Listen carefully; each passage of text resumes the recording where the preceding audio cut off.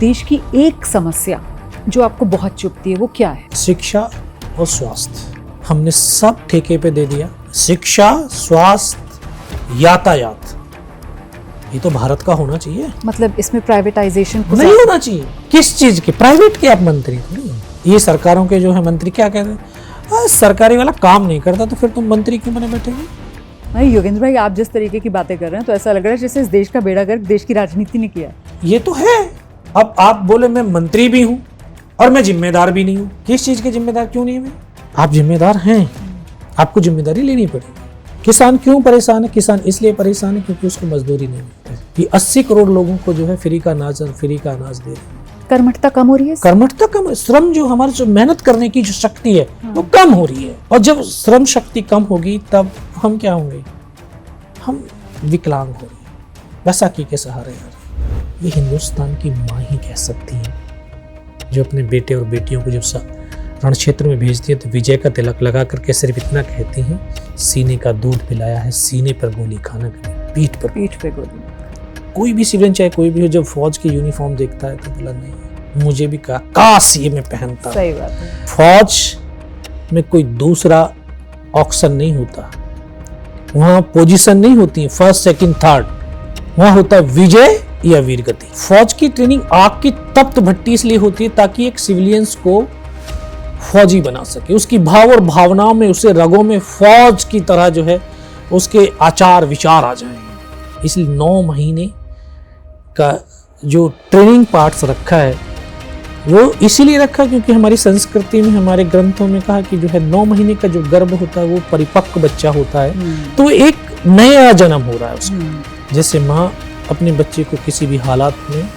छोड़ती नहीं, वैसे एक फौजी अपने साथी को किसी भी हालात में छोड़ता है। तभी तो मैं कहा सर, बोरवेल में बच्चा गिरता है फौज को बुलाते हैं, बाढ़ आ गई फौज को बुला लो, भूकंप आ गया फौज को बुला लो। ये फौज के काम थोड़ी है, लेकिन एक विश्वास है कि फौज आएगी सब ठीक हो जाए। मैंने जैसे उस वेपन को ऐसे उठा करके उनकी तरफ ऐसे फेंका तो मेरी नजर ऊपर की तरफ गई तो बहुत नजदीक आ गए थे। मैं कहा सर ये तो ये आ गए। बोला कहाँ है? मैं कि ये खड़े। तो एक मेरा साथी था पीछे लेट करके फायर कर रहा था, उन दोनों के बीच में ग्रेनेड फटता है, उसकी ये उंगली कटती है। अभी मन में वो विचार चल रहा था, तब तक तो वो वापस मुड़ते उसने राइफल जैसे सीने की तरफ करी, तब एक क्षण के लिए लगा यार योगेंद्र अब नहीं बचे, लेकिन कहते हैं जाको राखे साईं मार सके। उसने गोली चलाई तो जाकर के सीने की तरफ चलाई। यहाँ पे पर्स रखा था और पर्स में कुछ 5-5 रुपए के सिक्के थे। गोली लगी तो जाकर के सिक्कों पे लगी, रिकॉचिट होगी गोली के धक्के से, फोर्स से, तो मुझे भी लगा मैं उठ गया।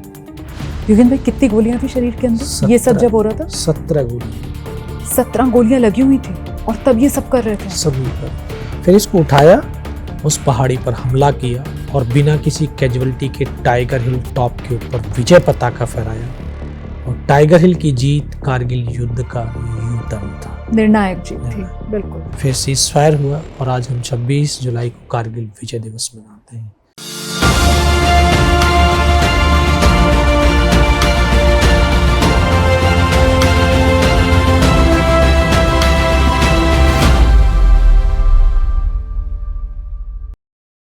नमस्कार, अपने podcast the journey with Romana के साथ हाजिर हूं मैं रोमाना इसार खान। राष्ट्रकवि रामधारी सिंह दिनकर और उनकी वीर रस की कविता है वीर, उसी की कुछ पंक्तियां हैं, सुनिए। सच है विपत्ति जब आती है, कायर को ही दहलाती है, सूरमा नहीं विचलित होते, क्षण एक नहीं धीरज खोते, विघ्नों को गले लगाते हैं, कांटों में राह बनाते हैं। पॉडकास्ट में हमारे आज के मेहमान ऐसे ही सूरमा, ऐसे ही परम योद्धा जिन्होंने साहस की मिसाल पेश की, मौत को मात देकर जो वापस पृथ्वी पर लौटे ताकि अपनी ज़बानी, अपनी वीरता की कहानी दुनिया को सुना सके। जानते हैं ना आप, सेना ने तो मरणोपरांत उनके लिए परमवीर चक्र का ऐलान किया था, लेकिन बाद में पता चला कि दुश्मन की 9 गोलियां शरीर पर झेल कर भी वो जवान सांसें ले रहा है, उसका इलाज अस्पताल में जारी है। सबसे कम उम्र के देश के परमवीर चक्र विजेता, महज 19 साल की उम्र में परमवीर चक्र जीता। और परमवीर चक्र तो आप जानते हैं, युद्ध काल का, सेना का, वीरता का सबसे बड़ा सम्मान होता है। तो ये जो साल का हिस्सा चल रहा है, करगिल विजय दिवस, इसी समय में हम सब के जहन में ताज़ा हो जाता है। करगिल विजय का हम जश्न मनाते हैं और अपने वीर और शहीद सैनिकों को नमन करते हैं, सलाम करते हैं। ऐसे ही वीर सैनिक, वो वीर सैनिक जिन्होंने न सिर्फ करगिल के युद्ध को देखा, उस युद्ध को जिया, बल्कि उस युद्ध को जीता भी। ऑनरेरी कैप्टन हमारे साथ योगेंद्र सिंह यादव, परमवीर चक्र विजेता, पॉडकास्ट में इस बार के मेहमान। बहुत स्वागत है आपका। Thank you ma'am, thank you. जबरदस्त कारनामे, मतलब जिंदा साहसी मिसाल आप देश के सामने हैं। बचपन से शुरुआत करते हैं जी। उत्तर प्रदेश के बुलंदशहर के गांव में बचपन गुजरा? बिल्कुल, उत्तर प्रदेश के बुलंदशहर डिस्ट्रिक्ट के औरंगाबाद अहीर, अच्छा। तो उस गांव में ही बचपन गुजरा था। पिता एक्स सर्विसमैन थे, उन्होंने 65 और 71 का युद्ध लड़ा था और 8 साल सर्विस करने के बाद वो सेना छोड़ करके आ गए थे, क्योंकि घर पे और कोई था ही नहीं। ताऊजी थी, ताऊजी भी ख़त्म हो गई, तो फिर घर में कोई मर्द था ही नहीं।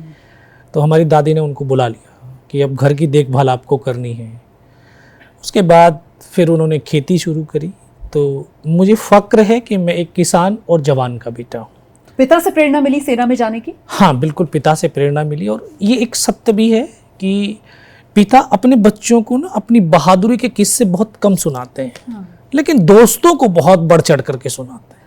तो गांव की तो वो एक शैली होती है, एक शाम के समय सारे जो है अपने दोस्त इकट्ठे होते थे, बैठते थे, चौपाल, हाँ, उनका वो हुक्का होता था, है ना, उस हुक्का के एक माध्यम था बस, उसके सहारे वो कई कई घंटे बैठ सकते थे। तो अपने जीवन की जो यादगार जो चीजें थी, है ना, जो उन्होंने कारनामे किए थे, वो उनकी यादगार जो थी, उन कहानियों को साझा करते थे एक दूसरे को।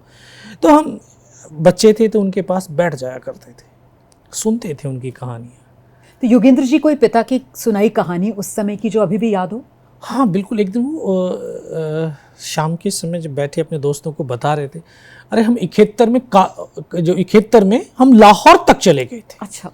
और लाहौर में जब हम पहुँचे तो वहाँ पाकिस्तान की फ़ौज ने नलकूप के अंदर जहर डाल दिया था, क्योंकि इंडियन आर्मी पानी तो पिएगी, इनके पास इतना तो स्टॉक नहीं होगा। अब नलकूप चलाएंगे, नल से जो पानी आएगा वो जहर होगा।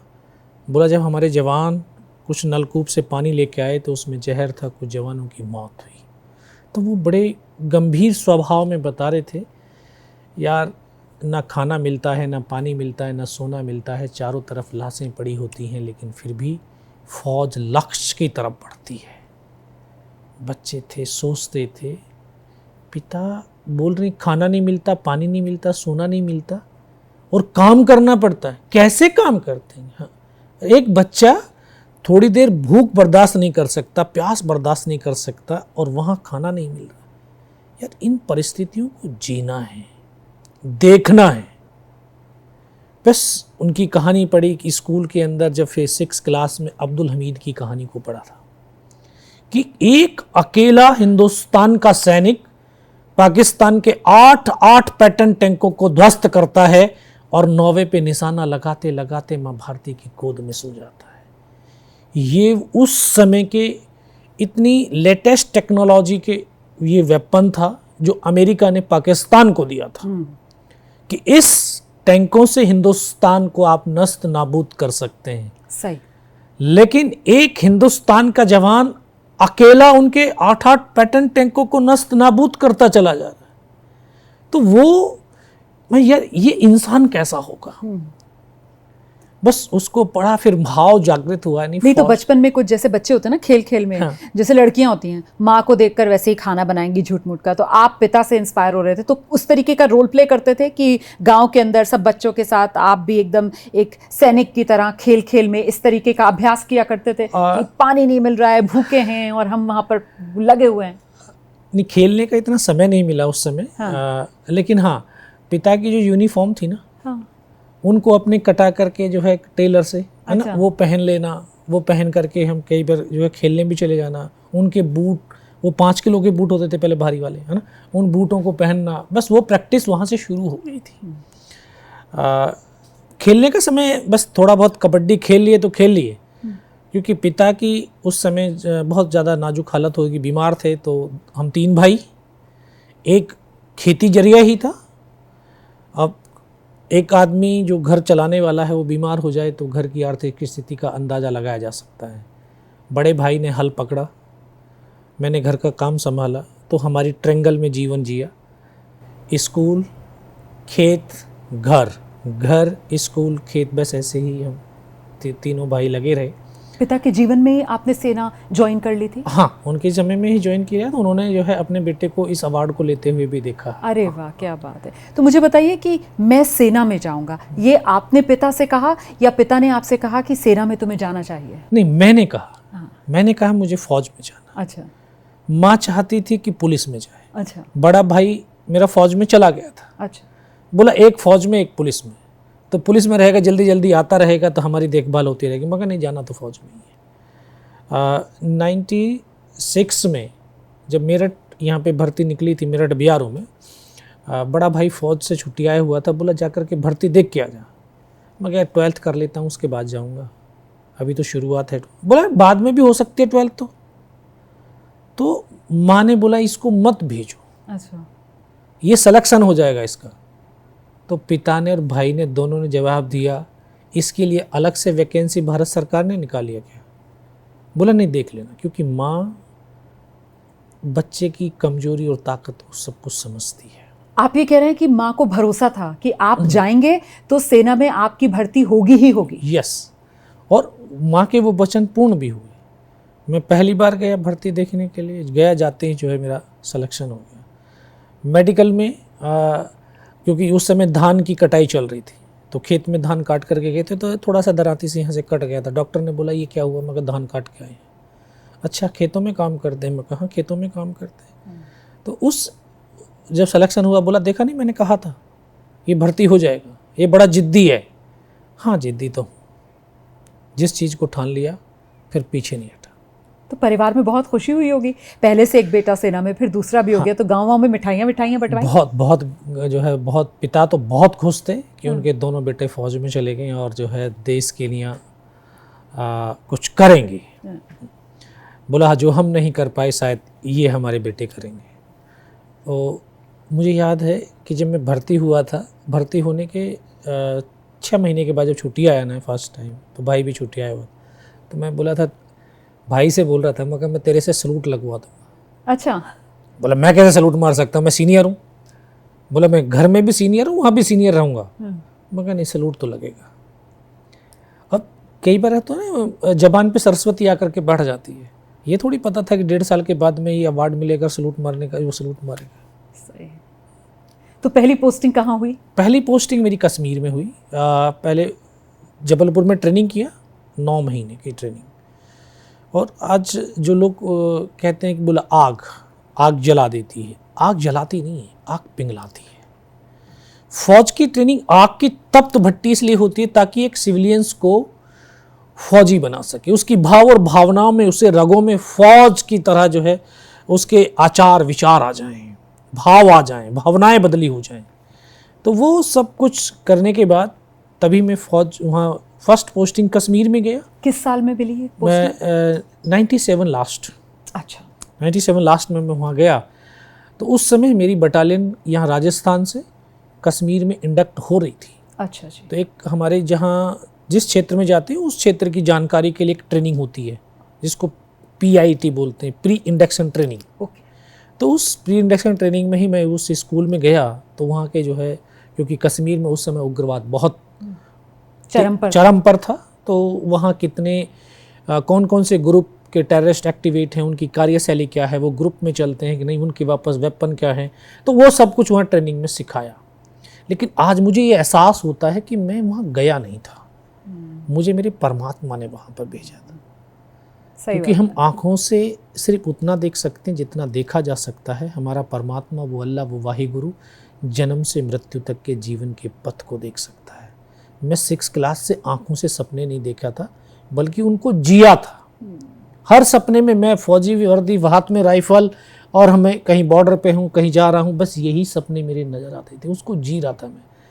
तो इसलिए परमात्मा ने वहाँ भेजा, और वो जानता था कि उस धरती पर कुछ दिन के बाद एक बड़ा युद्ध होने वाला है, और बड़े युद्ध को लड़ने से पहले छोटे छोटे युद्धों का हिस्सा बनना बहुत जरूरी है, ताकि हम बड़े युद्ध को लड़ने लायक बन सके। इतनी क्षमता, इतनी सक्षमता हमारे अंदर आए कि वो चुनौती, वो युद्ध जब सामने हो तो पैर न लड़खड़ाएं और हाथ न कँपाएं, बल्कि सीना तान करके उस चुनौती, उस युद्ध में जीत को सुनिश्चित कर सके। बिल्कुल। क्योंकि फौज में कोई दूसरा ऑप्शन नहीं होता, वहाँ पोजीशन नहीं होती फर्स्ट, सेकंड, थर्ड, वहाँ होता है विजय या वीरगति। सही बात है, बिल्कुल। तो उसके लिए प्रिपरेशन वहाँ, क्योंकि उग्रवाद चरम पे था, फौज वहाँ उग्रवादियों के साथ कॉर्डन एंड सर्च ऑपरेशन चला रही थी, तो उसमें मैं हिस्सा लिया। लेकिन ये जो प्री इंडक्शन ट्रेनिंग थी, इससे पहले वो जो 9 महीने वाली ट्रेनिंग हुई, जिसको आपने कहा कि फौज बिल्कुल एक आग की तरह से एक जो सिविलियन होता है उसको पिघलाकर और एक फौलादी जो भाव वाला, हाँ, बिल्कुल फौजी जो है उसको तैयार कर देती है, तो वो 9 महीने की ट्रेनिंग कैसी थी, उसमें क्या क्या सीखा? उसमें हर तरह का फिजिकली, मेंटली, इमोशनली ये ट्रेनिंग्स वहाँ होती हैं। और पहले फिजिकली तो हम लोगों को लगता है हाँ होती होगी, मेंटली और इमोशनली भी। यस। अभी जिस दिन हम गए फर्स्ट दिन, तो फर्स्ट दिन का बड़ा अच्छा केस, क्योंकि जब सिविलियंस थे, बच्चे सब जब गए, हम यहाँ से गए थे मेरठ से भर्ती होकर के 21 बंदे, तो शाम को ही जाते ही उन्होंने जो है वहाँ बार्बर की शॉप पे बैठा दिया। अच्छा। तो लंबी लंबी जिसके बाल थे, बोला भाई हाथ मार लो, इसके बाद जब तक फौज में रहोगे तो ये जुल्फ बढ़ाने का तुम्हें मौका नहीं मिलेगा।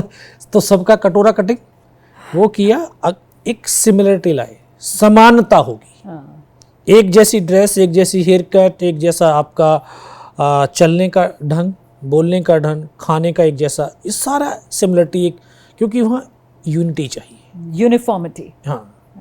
तो वो फिर उन्होंने फिजिकल ट्रेनिंग शुरू कराई। अच्छा। फिजिकल ट्रेनिंग में आपकी रनिंग है, आपकी ड्रिल्स है, फिर वेपन ट्रेनिंग। वेपन ट्रेनिंग के से हम मेंटली प्रिपेयर हो रहे हैं कि किस वेपन को किस तरह से चलाना, किस वेपन से फायर होने के बाद कौन सी आवाज़ आती है, इतना। हाँ, ताकि माइंड हमारा सेट हो जाए ना। हाँ। कि हाँ यार, ये तो उसकी गोली की आवाज़ है ना, ये सामने से भी अगर कुछ मतलब हथियार इस्तेमाल हो रहा है तो वो भी पहचान सके कि हाँ ये छोटे वेपन का है आवाज़, ये बड़ा वेपन है, ये हथगोला है या बड़ा बम है।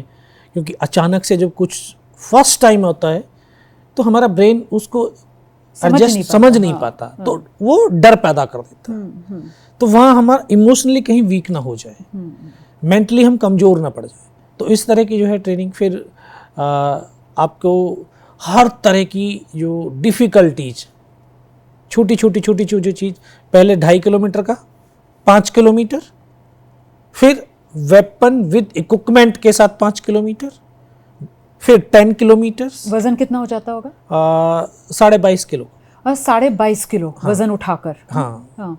पहले 5, फिर 10, फिर आपको पैदल चलना, रोड मार्च जिसको बोलते हैं, 40 किलोमीटर, फिर 80 किलोमीटर। तो वो 32 kg के साथ में चलना है। अब किसी के पैर कट रहे हैं, छाले पड़ेंगे ही पड़ेंगे, वो रुकेगा भी। तो यहाँ से क्या है, एक बॉन्डिंग शुरू होती है, क्योंकि हर एक इंसान इस यूनिवर्स का यूनिक है, उसके जैसा दूसरा परमात्मा ने नहीं बनाया। सबकी क्षमताएं अलग अलग हैं। मेरी क्षमता ज़्यादा है, शारीरिक मैं कर सकता हूँ, किसी की मेंटली क्षमता ज़्यादा है। तो वहाँ अरे मेरे से नहीं चला जा रहा है, रुक, चला कैसे नहीं है, चल भाई, ये कंपनी की बात है। अगर तुम यहाँ रह गए तो साला कंपनी हार जाएगी। एक जीतने की भावना, वहाँ से कंपटीशन की भावना आएगी। तो वहाँ से एक बॉन्डिंग बनता है, और वो बॉन्ड एक माँ और बच्चे की तरह हो जाता है। जैसे माँ अपने बच्चे को किसी भी हालात में छोड़ती नहीं है, वैसे एक फ़ौजी अपने साथी को किसी भी हालात में छोड़ता नहीं।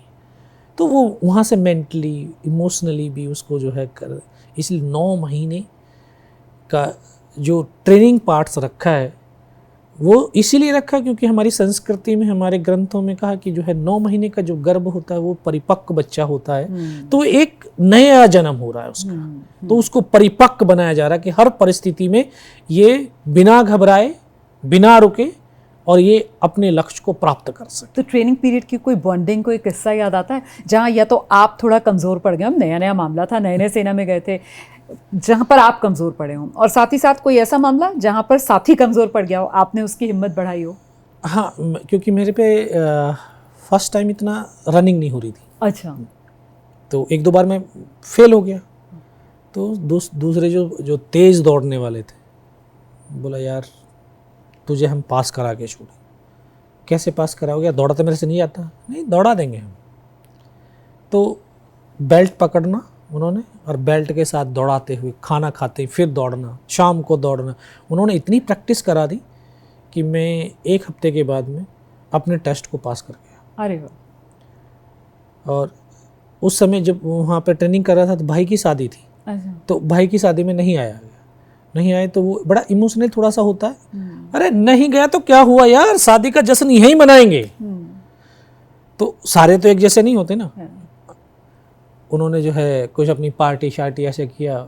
उधर जो हमारा प्लेटून हवलदार था, अब रात के 11 बज रहे हैं, फौज का तो एक डिसिप्लिन होता है। हम उस समय इतने परिपक्व नहीं हुए थे, हम हल्ला मचा रहे। बोला ठीक है, तुम्हारा अभी है ना इलाज करते हैं। तो वहाँ से रेंज था 2-2.5 किलोमीटर। तो बड़ा वाला PAC-08 बड़ा पिट्ठू जो होता है, उसमें वहाँ से लाल मिट्टी भराई उन्होंने। अच्छा। रात भर लाल मिट्टी ढोई हमने वो उस पार्टी के चक्कर में।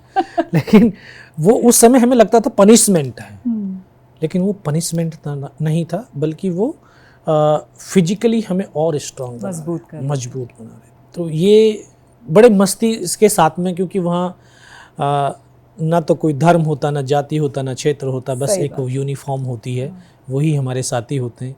और उसी में इतना रम गए कि 9 महीने के बाद जब हम अलग अलग यूनिटों में जाने लगे तो सब एक दूसरे के जो है कॉली भर करके बहुत रोए, क्योंकि वो एक बॉन्ड बन गया था। एक ट्रेनिंग में इतना हम डिफ़िकल्टी, जो शुरुआत में बच्चा जब स्कूल से ही तो गया है, वो सही बात है ना, उसको कुछ नहीं पता था। फिर वहाँ जा कर के हमने सब कुछ साथ में सहा है, किया है, और फिर आज बिछड़ रहे हैं। तो वहाँ एक फ़ौज ने ये भी सिखाया कि कोई स्थायी नहीं है, ठीक है, मिलना है, बिछड़ना है, फिर मिलना है, फिर बिछड़ना है। तो यही होता है फ़ौज के साथ में। तो आज यहाँ पे 3 साल की पोस्टिंग है, यहाँ पे बॉन्डिंग बनी है, तो फिर 3 साल के बाद में आपको दूसरी जगह जाना, फिर दूसरे साथी मिलेंगे, फिर वहाँ उन साथियों के साथ में आपको एडजस्टमेंट करना, फिर वहाँ आपने बॉन्डिंग बनानी है। जब वो बॉन्डिंग बनती है तो फिर दूसरी जगह जाना पड़ता है। तो एक जैसे नहीं, एक बिल्कुल जो है कमज़ोर हो जाते हैं, बोला नहीं अब मैं तो इसके बगैर यहाँ रहूँगा ही नहीं, है ना। नहीं, इतनी डिपेंडेंसी किसी पे होनी नहीं होनी। सही बात है। तो ये इस तरह से जो है हमें फ़ौज बहुत मजबूत करती है। तो फिर वो पहली पोस्टिंग कश्मीर पर? हाँ, पहली पोस्टिंग कश्मीर। हाँ। तो वहाँ उग्रवादियों के साथ में बहुत हमने सर्च एंड ऑपरेशंस किए, पूरा श्रीनगर हमने छान मारा था। अच्छा। तो 8 महीने के बाद हमें मिलिटेंट मिलने शुरू हुए। अच्छा। तो पहले तो बड़ा होमवर्क करना पड़ता, प्रैक्टिस, वहाँ कोई बताने वाला भी नहीं होता, इन्फॉर्मेशन, फिर एक जो इन्फॉर्मेशन का नेटवर्क स्थापित करना पड़ता है, उनके साथ बॉन्डिंग बनानी पड़ती है। तब उस समय तो हालात ही बिल्कुल अलग थे। हालात अलग थे। हाँ। लेकिन फिर भी आप कैसे पहचानोगे? हाँ, कि ये मिलिटेंट है? हाँ। जब तक उसके पास वेपन नहीं है तब तक तो वो आम नागरिक है। सही। तो पहनावा एक जैसा, ड्रेस, वो जो आपकी खान पान है, बोलचाल है, सब एक जैसी है, सबको कश्मीरी दिखते हैं। तो उसमें से वेपन है तो मिलिटेंट है, नहीं है तो सिविलियंस है। तो पहला कामयाब ऑपरेशन जो याद आता हो कश्मीर? बानस बल में हमने वहाँ का एरिया कमांडर था बाबर। अच्छा। तो हम एक दूसरे गांव में हमारा जो है ऑपरेशन था, वहाँ हमें कुछ नहीं मिला। जैसे वापस आ रहे थे तो सिविलियंस के साथ में थोड़े से अच्छे संपर्क हो गए थे। एक ने आकर के बताया वो उस गांव में है। अच्छा। एक घर में 4 बैठे हुए, मतलब स्थानीय लोगों ने मदद की? स्थानीय लोगों ने। हाँ। तो फिर हम जा करके उस घर में को जो घेरा। हाँ। तो उनको पता चल गया कि फौज आई है, तो उन्होंने एकदम से फायर खोल दिया। अब कंफर्म हो गया कि यहाँ है। उस घर को चारों तरफ से घेर लिया। घेरने के बाद जो सिविलियंस थे, सबसे पहले उनको निकाला। उन्होंने होस्टेज बना रखा था एक तरीके से? होस्टेज बना, वो तो बनाते ही हैं। तो उनको निकाला। तो फिर वहाँ उन घर वालों से पूछा अंदर कोई तो है नहीं? बोला नहीं, कोई नहीं है। तो पूरे घर को सील करके फिर हमने उसको रॉकेट लॉन्चर से आग लगाई उसमें, और आग लगी तो फिर वहाँ एक हमारे दूसरों को देखते हैं ना तब थोड़ा सा जोश भी आता। एक हमारा था सूबेदार साहब, मराठी था, अरे उनको यहाँ पे पैर में नीचे गोली लगी और इतना जोश, उसी ऑपरेशन में? हाँ, वो भागे एकदम से। उस कमांडिंग ऑफिसर साहब पकड़ रहे हैं, बोला कहाँ जा रहे हो साहब? बोला नहीं साहब, इसने गोली मारी है तो इसको वहीं मार के आऊंगा। अरे बाबा, हाँ, वहीं मार के आऊंगा, इसने मारी कैसे मेरे पास गोली? फिर खैर उनको मार दिया, पूरा 4 बंदे थे, उन्हें चारों के चारों मारे। फिर एक ऑपरेशन हमने किया दातीवास, वो 72 घंटे का ऑपरेशन था, पहाड़ियाँ ही पहाड़ियाँ चढ़ करके जाना होता। तो उस समय वहाँ एक नागा बटालियन थी, कौन सी, फर्स्ट नागा थे, सेकंड नागा नहीं मालूम। तो नागा तो पहाड़ी चढ़ने वाले हैं, हम तो प्लेन वाले हैं, तो हमारा तो सांस जल्दी उखड़ जाएगा। और उनको लगा दिया गाइड, वो चलते रहे, वो हम रास्ता भटक गए, रात का समय। फिर हमारी जो यहाँ दिल्ली के आसपास या नॉर्थ इंडिया की फौज है, ये तो बड़े क्रांतिकारी हैं ना, ये चुप तो रहने वाले हैं। तो आवाज लगाते हुए जा रहे, आवाज लगाते जा रहे। तो क्या आवाजें लगाते हैं? अरे कहाँ पर हो भाई? तो अब वो सुबह को उनका कंपनी कमांडर बोलता है, नागा वाला बोला साहब आप मिलिटेंट पकड़ने आए थे, भगाने आए थे?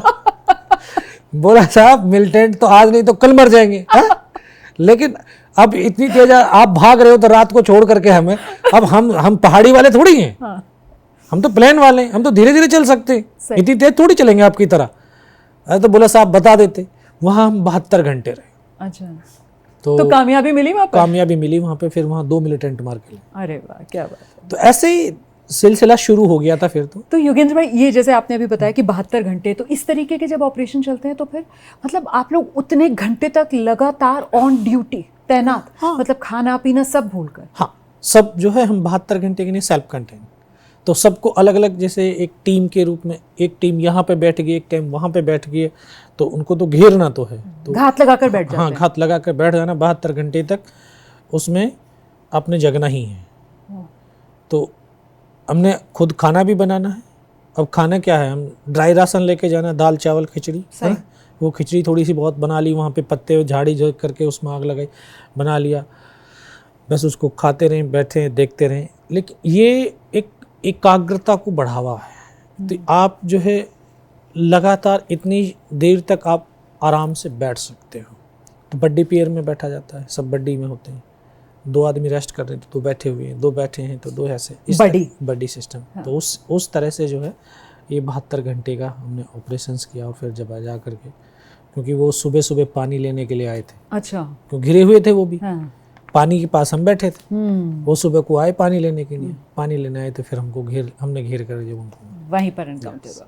तो मैं ये जानना चाह रही थी कि मतलब जब से आपने सेना ज्वाइन की तभी से मज़ा आने लगा फिर? तो हाँ बिल्कुल, क्योंकि देखिए आप की जो चॉइस वाला क्षेत्र आपको मिल जाता है। हाँ। ना, फिर उसमें मज़ा आता है। आप जबरदस्ती वाले में जाओगे, बस फिर वहाँ काम तो कर रहे हैं लेकिन वो दिल से काम नहीं होता। ऐसे आपके साथ भी होते थे? नहीं, कम होते थे। मेरा तो यही चाहत थी। तो मैं तो इसको जो एंजॉय कर रहा था। नहीं, आपके साथ और जो थे, हाँ, उनमें कोई ऐसा होता? हाँ, होते थे। तो होते हैं। हाँ। अरे यार मैं कहाँ फंस गया, मेरे घर तो जो है ना यार 4-5 ट्रैक्टर थे। मगर ट्रैक्टर नहीं, मगर छत पर ट्रक भी खड़े होंगे, है ना। हाँ, ठीक है। जब तो जो है फौज एक यूनिफॉर्म एक आकर्षण है। हाँ। कोई भी सिविलियन चाहे कोई भी हो, जब फौज की यूनिफॉर्म देखता है तो बोला नहीं, मुझे भी कहा काश ये मैं पहनता। सही बात है। तो मगर जब यूनिफॉर्म देख करके तुम आ गए थे, तुमने सोचा था कि जैसे घर में जो है ना ऐश है, ऐसे यहाँ पर भी ऐसा है। यहाँ ऐश नहीं है भाई, यहाँ दूसरों को ऐश कराने के लिए हम यहाँ पे खड़े हैं। मगर भाव चेंज है। गरम रोटी घर में मिलेगी, यहाँ आपको पेट भरने के लिए मिलेगी। सही बात है। वहाँ आपको चुपड़ी हुई रोटी मिलेगी, यहाँ झाड़ करके रोटी मिलेगी। हाँ। ठीक है। और कभी रात को 12 बजे मिलेगी। और फौज तो ऐसी है, अगर जो है सुबह हमें रात को जाना 2 बजे, तो सुबह का जो ब्रेकफास्ट है वो रात को 2 बजे खिला देगी। लंच अपने हाथ में ले लो और डिनर की नियत अपना राशन लेकर के जाओ। कोई कहेगा बोले यार 2 बजे जो है ब्रेकफास्ट कैसे करें? मैं तो नहीं करता। नहीं करना पड़ेगा। हुआ फौज हर चीज की नहीं है, उसको सिखा देगी, बना देगी ऐसी आदत। तो ये बहुत अच्छी चीज है। करगिल पर आते हैं तो मई में वो चरवाहे ने आकर जानकारी दे दी थी, है ना जी। तो हम लोगों को पता चल चुका था कि दुश्मन पहाड़ियों पर आकर बैठ रहा है, बड़ी साजिश है। तो आप उस समय कश्मीर में थे? मैं उस समय कश्मीर में नहीं था। हाँ। मैं उस समय घर आया हुआ था शादी करने के लिए, छुट्टी। अच्छा, अपनी शादी के लिए? मैं शादी के लिए आया। अच्छा, फिर? तो 5 मई की मेरी शादी थी, तो 1 मई को मैं आया था। हाँ। और 20 मई को जब मैंने वापस जम्मू ट्रांजिट कैंप में रिपोर्ट किया, तब मुझे पता चला कि जो मेरी बटालियन मानसबल सेक्टर में थी, वहाँ से उसको द्रास सेक्टर भेज दिया गया है। ओके। तो द्रास सेक्टर जब पहुँचा मैं, तो उस दिन हमारी फर्स्ट कैजुअलिटी हुई थी। एक जवान को, उसको यहाँ पे हेड शूट हुआ था, तो उसकी बॉडी आ रही थी, तो हमने उसको बड़े गौर से देखा। एकदम से माहौल ही अलग था। उस समय जब मैं अपने कंपनी में वेपन्स और इक्विपमेंट कलेक्ट कर रहा था, तो हमारे कंपनी कमांडर थे मेजर राजेश अधिकारी। तो उनसे बड़ी अच्छी दोस्ती थी मेरी। तो उन्होंने कहा, तू शादी करके आ गया? मैं कहा हाँ सर आ गया। बोला, मैंने तेरे से जब कहा था ना जनवरी में, 1 महीने की चला जा, 1 महीने की शादी में चले जाना। हाँ, जब तो बोला नहीं 2 महीने की इकट्ठी काटनी है, अब 20 दिन में होगी शादी, और क्यों आया फिर? अरे सर, छुट्टी पूरी होगी तो आना तो है, आप लोग यहाँ पे आके मैं वहाँ क्या करूँगा? बोला अच्छा चल ठीक है, कंपनी में आ जा सुबह को। मैं कहा हाँ ठीक है सर, सुबह को आता हूँ। सुबह को वहाँ गए, तो उस समय तक बटालियन की बहुत कैजुअलिटी हो गई थी। अच्छा। नायक सूबेदार लालचंद साहब, उनकी टीम ख़त्म हुई। सूबेदार रणजीत सिंह साहब की टीम ख़त्म हुई। और एक टीम में कितने लोग? टीम में 8-10 बंदे थे। फिर ये मेजर राजेश अधिकारी साहब की टीम तो वो बाद में हुई, क्योंकि 28 मई को मैंने बड़ी नज़दीक से उस हेलीकॉप्टर को जलते हुए देखा, गिरते हुए देखा, जिसमें अजय आहूजा। तो उस समय बटालियन को 2 हिस्सों में डिवाइडेड किया था कि एक रिज से 2 कंपनी चढ़ेंगी, क्यों, ताकि मल्टीपल अटैक होंगे, दुश्मन की कमज़ोर पड़ेगा और हमें सक्सेस मिल जाएगी। लेकिन उन मल्टीपल अटैक में जो 2 कंपनियां, उनके पास फाइटिंग पोर्टर्स नहीं थे राशन और अम्यूनिशन पहुंचाने के लिए। तो हम 15 जो जवान छुट्टी काट करके गए थे, हमें तो ऐसे फाइटिंग पोर्टर्स में लगा दिया गया।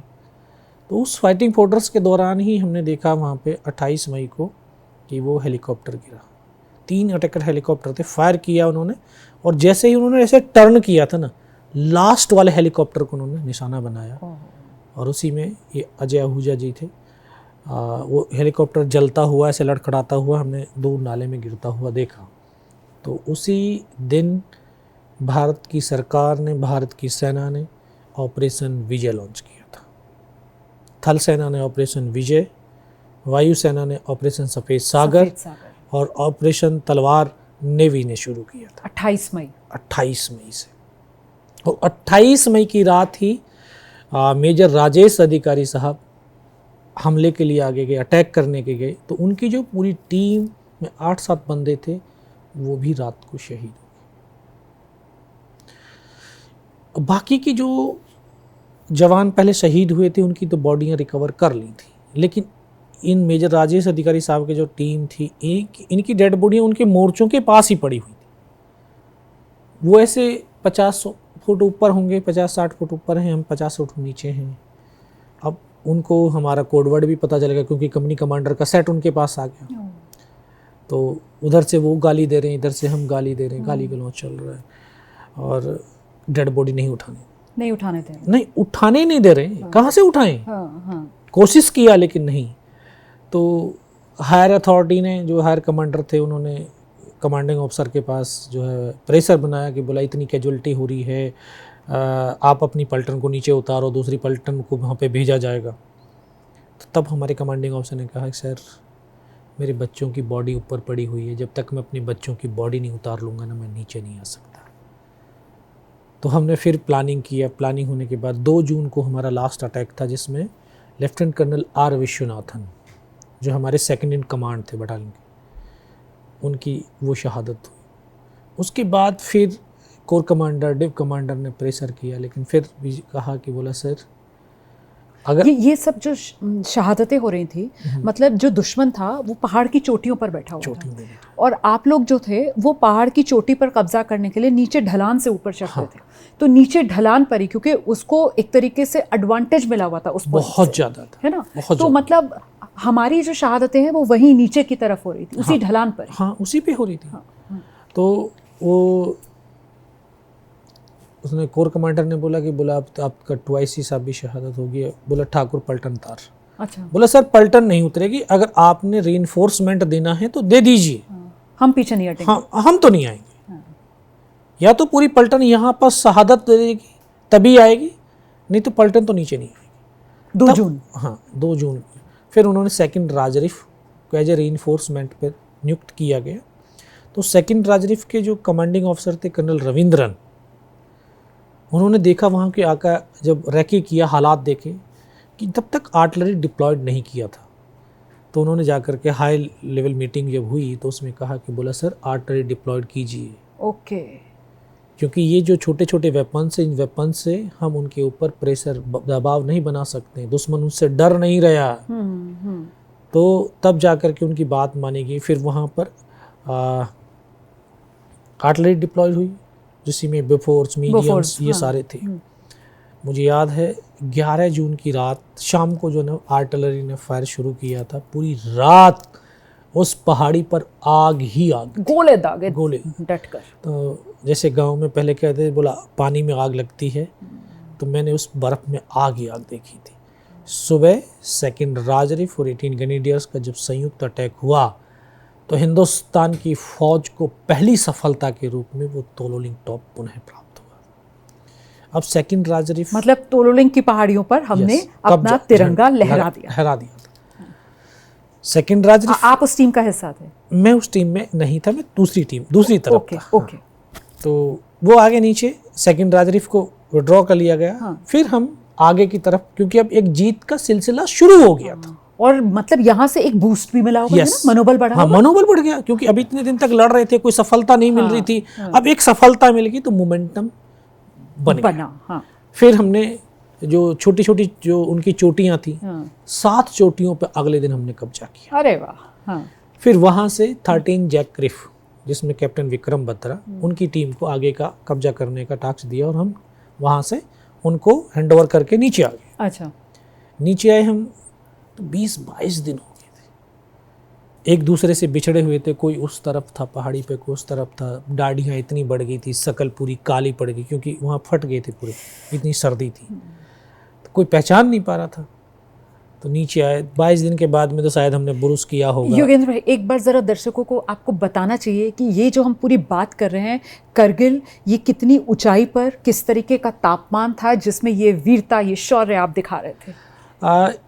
ये मई जून का महीना जब मध्य भारत गर्मी से तप रहा होता है, तब 27 साल पहले 13,000 से 18,000 फीट ऊंची पहाड़ियां और रात का टेम्परेचर -20। इमेजिन, आप कल्पना कीजिए, यहाँ आसपास तो जो है एक राजस्थान का चूरू डिस्ट्रिक्ट है जहाँ माइनस में चला माइनस में जाता है, है ना? हाँ, सही बात बाकी तो कहीं पहाड़ों के अलावा कोई माइनस में टेम्परेचर नहीं जाता। 3-4 डिग्री, 3-4 के आसपास रहता है। 3-4 डिग्री जब जाता है ना, मैंने खुद देखा है कि जो है 3-4 डिग्री जाने के बाद सारे संस्थान बंद हो जाते हैं, बिल्कुल, सब अपने घरों में दुबक जाते हैं। लेकिन फिर भी उस समय भी हमारे गांव का, शहर का, प्रदेश का, देश का बेटा और बेटी उस -60 में खड़ा होता है, ताकि आप घरों में चैन की नींद सो सकें और हम सब अपने जो हमारे काम है उसको सुकून के साथ कर सकें। और शायद उस वक्त वो सिर्फ देश का बेटा ही होता है। हाँ। ना वो किसी का पति होता है, ना वो किसी माँ की कोख से जन्मा किसी परिवार का बेटा होता है, वो सिर्फ भारत माँ का बेटा होता है। बिल्कुल, वो भारत माँ का बेटा होता है, क्योंकि वो उसका एक परिवार नहीं, पूरा राष्ट्र उसका परिवार होता है। उस परिवार को सुकून देना उसका धर्म बन जाता है। तो ऐसी परिस्थिति, शकल नहीं पिछड़ रही है, सब कुछ ऐसे बिखर गया है, सब कुछ। तो कितने दिन के बाद नीचे उतर कर 23 दिन के बाद? शायद बुरुस भी हमने पहली बार तभी किया होगा 22 दिन में, ठीक है। और नहाना तो था ही नहीं। सही बात है। ठीक है, बर्फ जो होती थी बस उसी को पिघला करके उसी से चाय, पानी तो कहीं मिलता ही नहीं था। वजन वगैरह भी बहुत कम हो जाता होगा। हाँ, वजन भी तो कम ही होता, खाना पीना तो कहाँ हो बिल्कुल पाता। वही ना। ठीक है, अभी मैं कुछ जैसे अभी स्कूल्स कॉलेज में जाता हूँ तो एक प्रोफेसर साहब ने सवाल किया था। हाँ जी।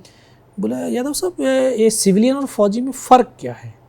मैं कहा सर वैसे अगर देखा जाए तो कोई फ़र्क नहीं, 2 आँख 2 हाथ 2 पैर तो आपके भी हमारे भी हैं, लेकिन एक फ़र्क है। बोला किस चीज़ का फ़र्क है? मैं कहा सोच का फ़र्क है। एक सिविलियंस को छोटी सी भी कोई सफलता उपलब्धि मिल जाती है तो फिर वो 10 दिन तक काम नहीं करता है, जश्न मनाता है, कहीं यहाँ पार्टियाँ हो रही है वहाँ पार्टियाँ हो रही। और हमारी फौज हर रोज एक बड़ी सफलता बड़ी उपलब्धि प्राप्त करती है, पल भर के लिए जश्न मनाती है, फिर उस सफलता को बूट की ठोकर मार करके 4 कदम दूर फेंक देती है। क्या बात है। क्योंकि जब सफलताएं यहाँ बैठती हैं तो इंसान को अहंकार में ला देती है, और अहंकार आया तो इंसान गिरना शुरू हो जाता है। ताकि हमारे जवान के अंदर अहंकार ना हो, वो सफलता उसकी बूट की ठोकरों पे रहे, ताकि वो ट्रेनिंग करता रहे, ताकि 140 करोड़ हिंदुस्तानियों का जो विश्वास उस फौजी पे है तो वो फौजी का विश्वास बना रहे। तभी तो मैं कहा सर बोरवेल में बच्चा गिरता है फौज को बुलाते हैं, बाढ़ आ गई फौज को बुला लो, भूकंप आ गया फौज को बुला लो, ये फौज के काम थोड़ी है। लेकिन एक विश्वास है कि फौज आएगी सब ठीक हो जाएगा। उस विश्वास को कायम रखने के लिए वो इतनी प्रिपरेशन करता है, इतनी ट्रेनिंग करता है, ताकि उस विश्वास को कायम रख सके, उसका देश, उसका परिवार। तो मैं कहा हमें तो ये सफलता एक मिली, अगले दिन तो दूसरा टास्क मिल गया, टाइगर हिल। अच्छा, उतर कर आए थे नीचे 20-22 दिन बाद, इतने दिन के बाद ब्रश करने का मौका मिला था और अगला ही टास्क टाइगर हिल। तो जो वहाँ के जो ब्रिगेड कमांडर थे, तो ब्रिगेड कमांडर ने 18 ग्रेनेडर को चुना कि 18 ग्रेनेडर ही टाइगर हिल के ऊपर कब्जा करेंगे। ओके। तो ऐसे ही हमारे battalion commander colonel Kushal Chand Thakur ने जो है दरबार लिया, सैनिक सम्मेलन लिया। सैनिक सम्मेलन में आकर के बताया कि हमें हिंदुस्तान की फौज ने अपने साथियों का बदला लेने का एक और सुनहरा अवसर दिया है, और वो है टाइगर हिल। बस उसकी तैयारी शुरू करो। तैयारियां शुरू होने लगी तो फिर पूरा प्लान किया कि किस तरह से इस टाइगर हिल टॉप के ऊपर हमला किया जाए। तो एक घातक प्लेटून होती है जिसको सिविल भाषा में कमांडो टीम कहते, तो उसके बहुत सारे जवान शहीद हो गए थे। नए जवानों का चयन करना था। तो मैं ये चीज़ आपको बताना चाहता हूँ, व्यक्ति की पहचान किसी ओहदे या रैंक से नहीं होती है। व्यक्ति की पहचान उसके कर्म से होती है, उसके कार्य से होती है। बिल्कुल सही।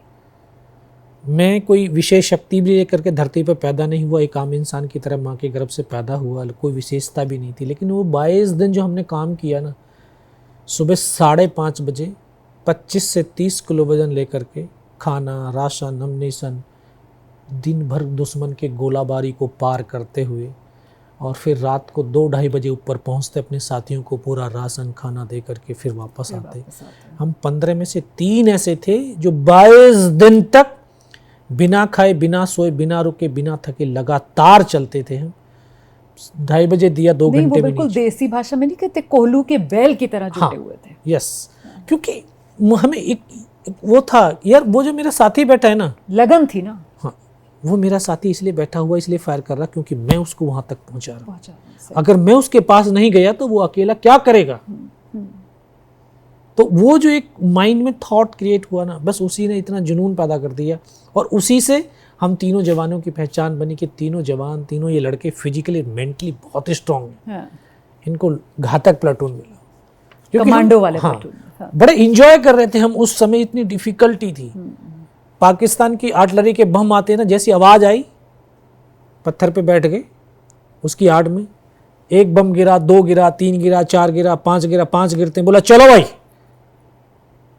क्योंकि एक पैटर्न था उनका। 5 बम गिरने उन्होंने, फिर कुछ देर के बाद रुक जाना कुछ देर तक, फिर उधर से जैसे आवाज आती गोले की, फिर बैठ जाने पत्थर में, फिर आपने वो पैटर्न क्रैक कर लिया। यस, पैटर्न क्रैक कर लिया, और फिर उसमें बड़े एंजॉय करते हुए बोला यार इनको कोई घबराहट नहीं है, इनको लाओ इस घातक प्लाटून में। अभी बस उस समय खुशी का ठिकाना नहीं रहा। क्यों? क्योंकि जो बचपन से यार सपना देखता हुआ आ रहा था कि युद्ध लड़ूंगा, जब युद्ध लड़ने की बारी आई तो राइफल नहीं पिट्ठू दे दिया गया। तोलोलिंग के समय में। तोलोलिंग के समय में। और अब यार मेरे को वापस राइफल मिलने का जो, अब तो मुझे चलना, अब मैं करके दिखाऊंगा। अब तो बलवान सिंह हमारे लेफ्टिनेंट साहब थे, उनको टीम कमांडर बनाया गया। अच्छा। तो 21 जवानों की हमारी टीम थी। बोला ये टीम टाइगर हिल पे और राइट साइड से बिल्कुल खड़ी चट्टान है, बोले उधर से वो चढ़ेंगे और हमला करेंगे। अगर इनका हमला सक्सेसफुल नहीं होता है तो उसकी सपोर्ट के लिए डेल्टा कंपनी होगी, फिर चार्ली कंपनी होगी। तो ऐसे पूरा स्ट्रेटेजी तरीके से पूरे प्लानिंग की है। प्लानिंग करने के बाद लेकिन सबसे पहली आप वाली कंपनी को चढ़ना था। घातक प्लाटून को चलना। तो 1-2 दिन का रिहर्सल हमने किया। अच्छा। और आखिरकार फिर हमने, क्योंकि हाइट ज़्यादा थी तो ज़्यादा एडवांटेज था उसके पास, पूरा द्रास सेक्टर डोमिनेट था उससे। और जब दूर तक देख सकता है तो दूर तक मार भी सकता है। बिल्कुल। और बहुत सारे लोगों की एक मानसिकता बन रही है, अरे फौजी हैं तो मरने के लिए हैं। लेकिन मैं कह रहा हूँ कि फौजी, उनकी मानसिकता को ठीक करने के लिए कह रहा हूँ, फौजी मरने के लिए नहीं होता, फौजी तो मारने के लिए होता है। तो हमें मरना नहीं था, मारना था, इसलिए रात का सहारा लिया ताकि वो हमारे मूवमेंट को ना देख पाएँ। रात भर चलते थे, दिन भर पत्थरों में चुपचाप पड़े रहते थे, फिर रात भर चलते थे। इस तरह से हमने 2 रात और 1 दिन का सफ़र तय किया। कितनी ऊंचाई पर पहुंच गए? हम 17,000 फीट पहुंच गए। हाँ। बस सुबह का वक्त होने वाला था, तीसरी रात, बिल्कुल 90 डिग्री के ऐसे चट्टान, उस पर चढ़ना असंभव सा प्रतीत हो रहा था। हमने रस्सियों के सहारे हमने चढ़ना शुरू किया तो ऊपर से पत्थर तो गिरेंगे। उससे उन्हें पता चल गया होगा। दोनों तरफ उनके बंकर थे, उन बंकरों के बीच से हम गुजर रहे हैं, हमें तो नहीं अंधेरे में दिखाई दिए। अब हमारी भी आवाज़ हो रही है, ऊपर से पत्थर भी गिर रहे हैं। तब शायद वो सो रहे होंगे, एकदम से अचानक से आंख खुली, उनको लगा कि इंडियन आर्मी यहाँ तक पहुँच गई है। उन्होंने दोनों तरफ से ऐसे फायर खोला। जब ऐसे फायर खुला तो जो हम ऊपर चढ़ गए थे तो ऊपर रह गए, जो नीचे थे तो नीचे रह गए। आप कहाँ थे? हम तो ऊपर, मैं तो ऊपर था। हम 7 जवान ऊपर थे, जिसमें हम एक हमारा जो प्लेटून हवलदार हमारे साथ था, मदन। ऊपर चढ़े तो 8-7 मीटर का प्लेन स्पेस था। सामने दुश्मन के बंकर हमने जा करके आधाधुंध फायरिंग किया। उनमें 4-5 बंदे थे उनके, हमने वो मार दिए, वो ढेर किया। और फिर एकदम से दौड़ करके उनके बंकर्स में जा घुसे हम, उनकी बॉडियों को बाहर फेंका। फिर उनके जो है अपने बंकर, उनके बंकरों को अपने बंकर के हिसाब से तैयार किया। और फिर हमारा जो है ना वहाँ से फायरिंग शुरू हुआ। वहाँ से टाइगर हिल जो टॉप थी वो 50-60 मीटर रह गया था। तो टॉप पर तो उनकी एक कंपनी का डिप्लॉयमेंट था, एक कंपनी के स्ट्रेंथ 150, 150, हम केवल 7। अब आर्टिलरी सपोर्ट नहीं चलेगा, क्योंकि आरटी का बम जहाँ गिरता है 250 मीटर का सेफ्टी डिस्टेंस चाहिए। हाँ, तो 50-60 मीटर रह गए, तो आरटी का फायर बंद हो गया। अब जो हैंड टू हैंड जो फाइट जो भी करनी थी वो हमने ही करनी थी। तो फायर करने लगे वो धीरे धीरे, क्योंकि उनको पता चल गया कि यहाँ तक आ गए, वो भी धीरे धीरे नीचे आने लगे हमारी तरफ। अच्छा। तो पत्थर फेंक रहे हैं, गालियां दे रहे हैं, नज़दीक आ रहे हैं, हम इधर से फायर कर रहे हैं, गाली तो हम भी दे रहे हैं। फिर काफ़ी जब नज़दीक आए तो उनको हमारी एलएमजी दिखाई दे गई। जैसे एलएमजी दिखाई दी, उस एलएमजी के ऊपर उन्होंने आरपीजी का राउंड दाग दिया। अच्छा। तो वेपन की जो बैरल थी वो डैमेज हो गई। उसको चलाने वाले भी नए जवान थे, उसको ऐसे पत्थर लगे ना, तो ऐसे मेरा प्लेटून हवलदार बैठा था, उसकी तरफ दौड़े वो प्लेटून हवलदार के वो आखिरी शब्द आज भी याद है। उन्होंने एकदम से आवाज़ दी, योगेंद्र इस वेपन को उठा करके फेंक, दुनिया में आज इसके सिवा कोई बचाने वाला नहीं है। मैंने जैसे ही उस वेपन को ऐसे उठा करके उनकी तरफ ऐसे फेंका तो मेरी नज़र ऊपर की तरफ गई, वो तो बहुत नज़दीक आ गए थे। मैं कहा सर ये तो ये आ गए। बोला कहाँ है? मैं कि ये खड़े। शायद मेरी आवाज़ वहाँ तक पहुँच गई होगी। कितने कितने दिखे थे? 7 बंदे थे। वो सामने से? हाँ, वो सामने से ऐसे खड़े थे जैसे अभी आपकी ये छत है, इतना ही ऊंचा पे। मैं कहा सर ये रे। और वो देख रहे थे आप लोग? वो नहीं, हम थोड़ा छुपाव में थे, दिख नहीं पा रहे थे, हम उनको देख पा रहे थे। आप देख पा रहे थे। उसने एकदम से जैसे आवाज़ आई तो उसने पता चल गया कि हाँ यहीं बैठे हुए। उन्होंने ऊपर से ग्रेनेड फेंका। तो एक मेरा साथी था पीछे लेट करके फायर कर रहा था। हम दोनों के बीच में ग्रेनेड फटता है, उसकी ये उंगली कटती है। तो एकदम उसने कहा यार मेरा हाथ कट गया। मैं कहा नहीं हाथ नहीं कटा, उंगली कटी है। मैं उसको फर्स्ट एड दिया। एक और जवान था, वो भी जख्मी हो गया, उसको भी फर्स्ट एड दिया। हम दोनों कहा यार एक काम करो, तुम फायर नहीं कर सकते, लड़ नहीं सकते, तो कम से कम अपनी ज़िंदगी तो बचा सकते हो, नीचे कूदो। अच्छा, नीचे कूदो, कहीं से अपनी टीम का चढ़ने का रास्ता बनाओ, ऊपर चढ़ के आ जाए। अभी स्कूल के अंदर किताबों में पढ़ करके गया था कि एक सैनिक अपने साथी के लिए अपने आप को कुर्बान कर देता है। आज प्रत्यक्ष रूप से देखने का सौभाग्य मिल रहा है। पता उन्होंने क्या बोला? यार जीना है तो तुम्हारे साथ जीना, मरना तो तुम्हारे साथ मरना। हम जैसे नए रिक्रूट्स, उससे बड़ी और प्रेरणा शक्ति क्या हो सकती है? तभी मैं बोला यार करोगे क्या ये बताओ। बोले मैं बैठ करके तुम्हारा मैगजीन भरूंगा, ये तो कर सकता हूँ। ठीक, एक हमारा जिसके पास स्नाइपर राइफल थी, तो वो ऐसे बैठा था दूसरी तरफ, तो उसके ऊपर भी 3 तरफ से फायर आने लगा। बोला यार इसकी हेल्प के लिए पहुंचो वहाँ से। तो एक मेरा ट्रेनिंग का साथी था, रूममेट था, ग्रेनेडियर अनंतराम। अच्छा, हम दोनों को बोला तुम जाओ रे वहाँ से। अब जैसे वहाँ से शायद मेरा मूवमेंट उनको नज़र आ गया, जैसे मैं वहाँ से चला, उन्होंने फिर ग्रेनेड फेंका ऊपर से। तो ग्रेनेड का एक स्प्लेंडर आकर के यहाँ लगा, घुटने के नीचे। यहाँ लगते ही मुझे लगा पैर कट गया, क्योंकि खड़ा था मैं एकदम से नीचे गिरा। लेकिन नीचे गिरते मन में लगा यार देख तो सही पैर कटा है कि नहीं। तो ऐसे हाथ मार के देखा, नहीं पैर तो है, लेकिन जख्म था। तो एक फील्ड पट्टी थी, वो अपने साथी को बांध दी। अब तो कोई फील्ड पट्टी भी नहीं थी, तो काले वाले पटके बांधे हुए थे।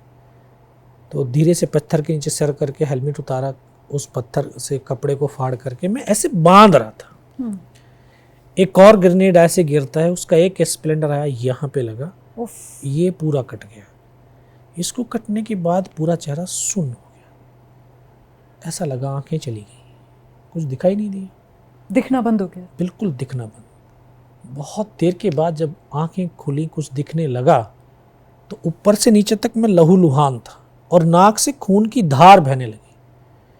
तो वहाँ एक उनका स्लीपिंग बैग था पाकिस्तान की फ़ौज का, तो उससे मैं बहुत देर तक नाक से जो बहरा ब्लड है उसको साफ करता रहा, लेकिन खून बहना बंद नहीं हुआ।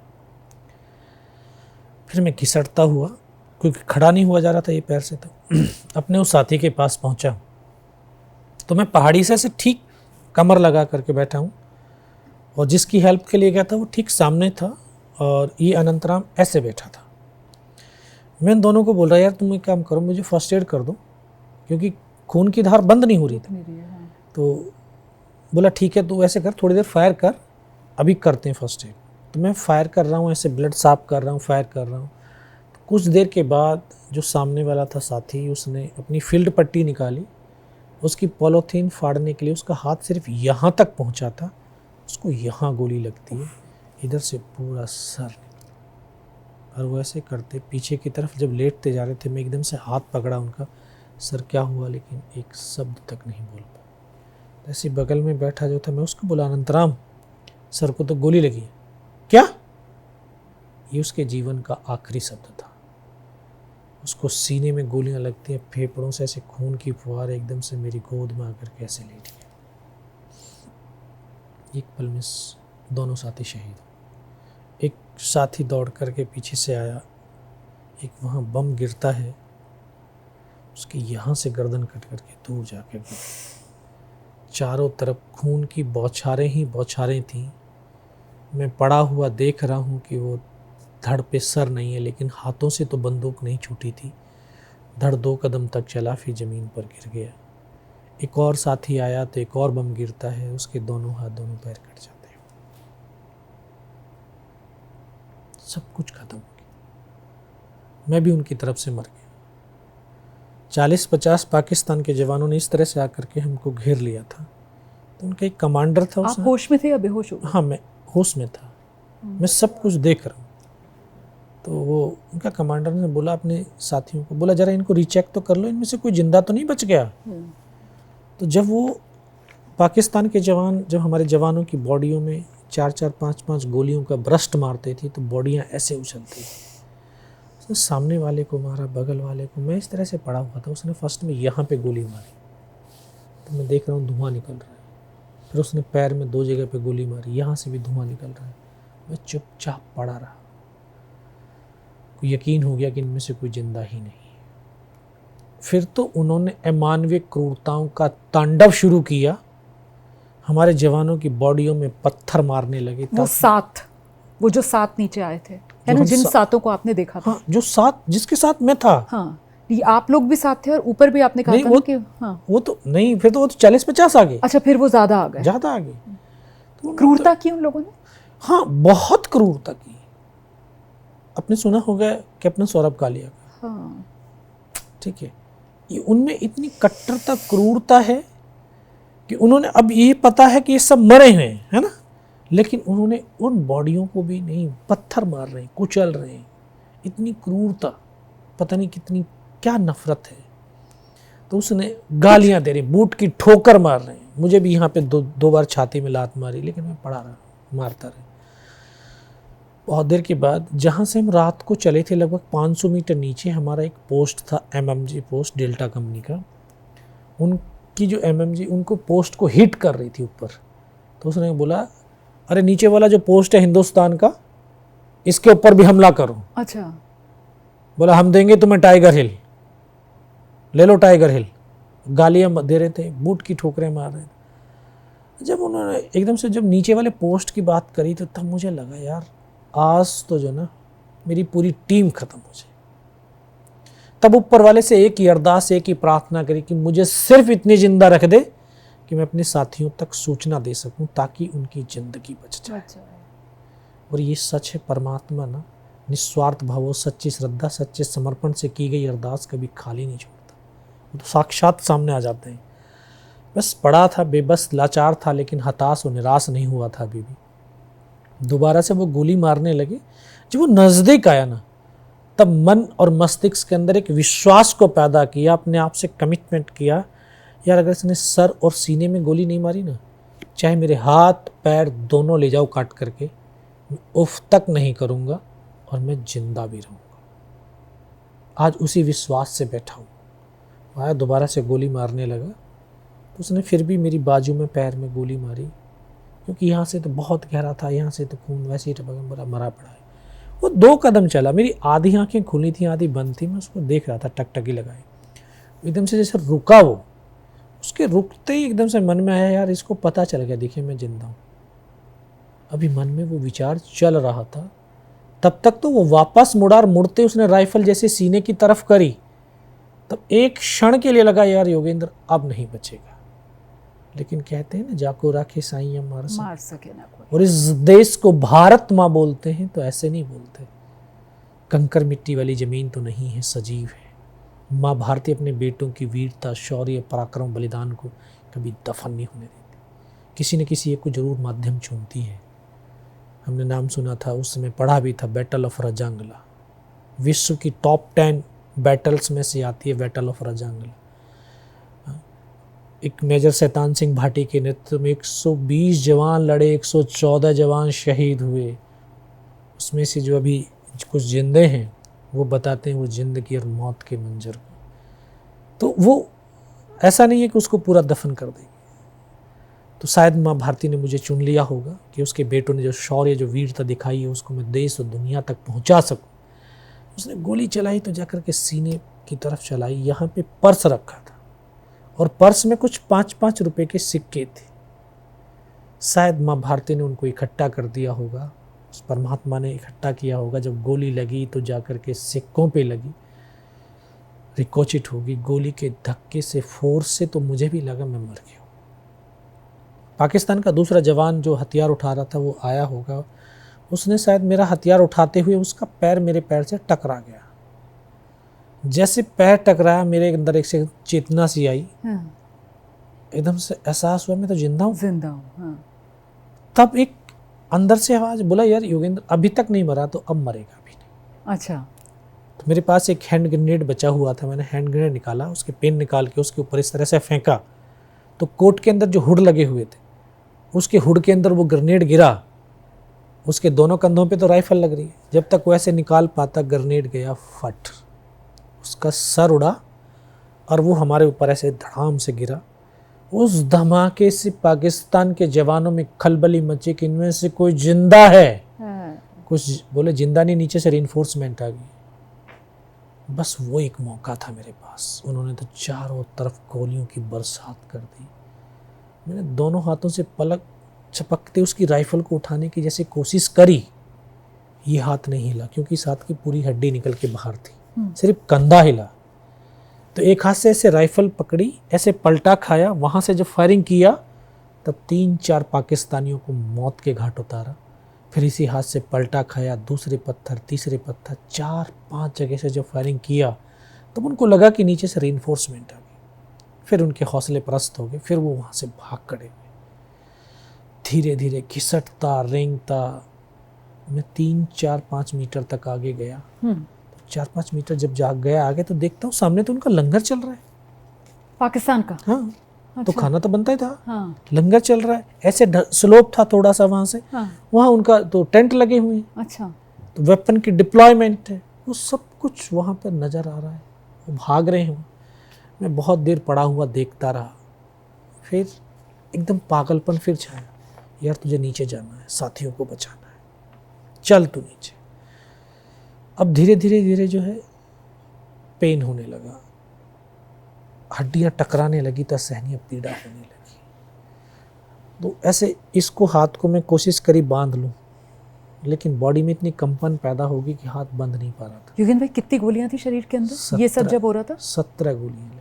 17 गोलियां लगी हुई थी और तब ये सब कर रहे थे? सब ये कर। फिर इसको उठाया, पीछे कमर पे फेंका, बेल्ट में फंसाया, फिर धीरे धीरे धीरे अपने उन साथियों तक आया जहाँ पर वो शहीद हो रखे थे। फिर मन में ख्याल आया, देख इनमें से जिंदा तो नहीं है कोई। आकर के देखने लगा तो किसी को ये सर निकला था, किसी का ये। बहुत देर रोया फिर मैं बैठ करके वहीं पर रोता रहा। पीड़ा इतनी होने लगी, क्या करूँ।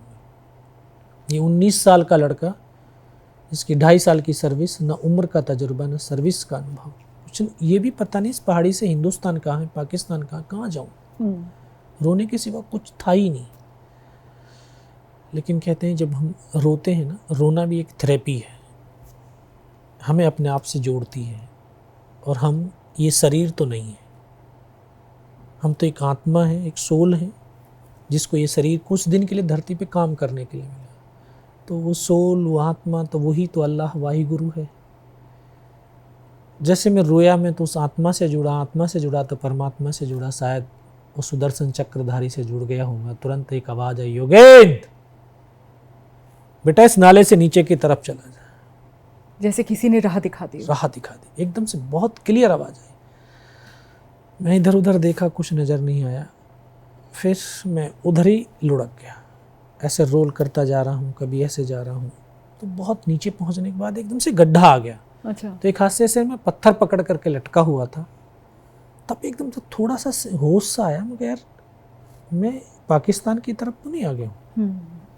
तो फिर मैं नीचे देखा तो मेरे साथी नजर आए। मैं उनको फिर आवाज दिया, वहाँ से फिर मुझे उठा करके लेके गए। जैसे हम फिल्मों में देखते हैं ना कि पूरा ड्रेस के चीथड़े हो जाते हैं जब कोई होता है, सेम कंडीशन थी। कोई नहीं कह रहा था कि ये जिंदा रहेगा, सबको था कि थोड़ी बहुत देर के बाद मर जाएगा। मुझे वो पल याद है। मैं उनसे बोला, मगर साहब थोड़ा सा पानी पिला दो। और ऊपर की जो पागलपन में जो भी बक रहा था, मैं बोल रहा था कि ऊपर सब खत्म हो गए, तुम्हारे ऊपर हमला होने वाला, बस ये आपने मैसेज दे दिया? हाँ, मैसेज दे दिया। तो कमांडिंग ऑफिसर तक सूचना मिली, तो उन्होंने बोला इस लड़के को जल्दी से पहुंचाओ मेरे पास। दिन का 1:30-2 बज रहा था उस टाइम। तो जो फॉरवर्ड में जो जवान लड़ रहे होते हैं, उनके पास ऐसे साधन संसाधन नहीं होते जिस पे लिटा करके बिठा करके वहाँ तक पहुँचाया जा सके। तो उन्होंने कहा कि मैं उधर से जो है टीम भेज रहा हूँ, इधर से तुम लेकर के आओ। तो मगर साहब थोड़ा सा पहले पानी पिलवा दो। तो वो अपनी तैयारी करने जा रहे हैं नीचे उतारने के लिए। तो नाले के अंदर लिटा रखा था, एक जवान बैठा हुआ था मेरे पास। नाले के अंदर लिटा रखा था? जो बर्फ के नाले, बर्फ पड़ी हुई थी तो वहाँ थोड़ा सा जगह थी, तो मुझे लिटा दिया, फर्स्ट एड दिया। तो मैं देख रहा हूँ उसकी तरफ, ऐसे उसकी आंखों से झरझर पानी बह रहा था। मैं बोला तू क्यों रो रहा है यार? बोला तो थोड़ी देर के बाद मर जाएगा। मगर यार मैं नहीं मरूँ, तुम सिर्फ थोड़ा सा पानी पिला दो। अब वो पानी आने में थोड़ा सा देर हो रही थी, तो फिर एक वो आता है ना, बोला ये पानी नहीं देंगे शायद। अच्छा। बस गुस्सा सा आया फिर वहाँ से ऐसे एक हाथ तो ठीक था, मैंने ऐसे बर्फ़ वहाँ से उठाई, जैसे होठों के लगाई तो वो तो कड़वी हो रखी थी बारूद की वजह से। लेकिन फिर वो साथी आए, वहाँ से मुझे सीओ के पास कमांडिंग ऑफिसर तक लेके गए। और होश में थे आप तब तक? मैं तब तक होश में था।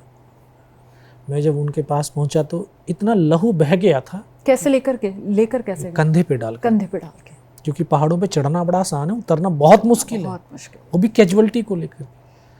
शाम होगी, अंधेरा हो गया, मुझे भी दिखाई देना बिल्कुल बंद हो गया। तो उन्होंने एकदम से बोला, बेटा मेरे को पहचानता मैं कौन? कमांडिंग अफसर हाँ। बोले। हाँ। मैं कहा साहब दिखाई कुछ नहीं दे रहा, लेकिन आवाज़ सुन रही है। मैं तेरा commanding officer colonel Kushal Chand Thakur. मैं जय हिंद साहब, बहुत तेज़ सर्दी लग रही है। तो अपना जो उनका लिविंग टेंट था उसके अंदर लेटाया, 3-4 स्टॉप जलवाए। तो स्नो वाले टेंट जो होते हैं थोड़े जल्दी गर्म हुए, तो थोड़ी सी हीट सी महसूस हुई। मैं उनको भी बोला, साहब थोड़ा सा पानी पिलाओ, क्योंकि जबान ऐंठने लगी थी अभी। बोला पानी नहीं मिलेगा। शायद मेरे डॉक्टर ने सुन लिया होगा, उसने एकदम से आया, बोला मैं पिलाता हूँ पानी। तो उसने ग्लूकोज पिलाई, तो वो थोड़ा सा पिलाया, थोड़ा सा एनर्जी महसूस हुई। तब उन्होंने कहा कुछ बता सकता? हाँ साहब बता सकता हूँ। तब ऊपर की तमाम इन्फॉर्मेशन जो भी था मेरे पास, जो मैंने देखा,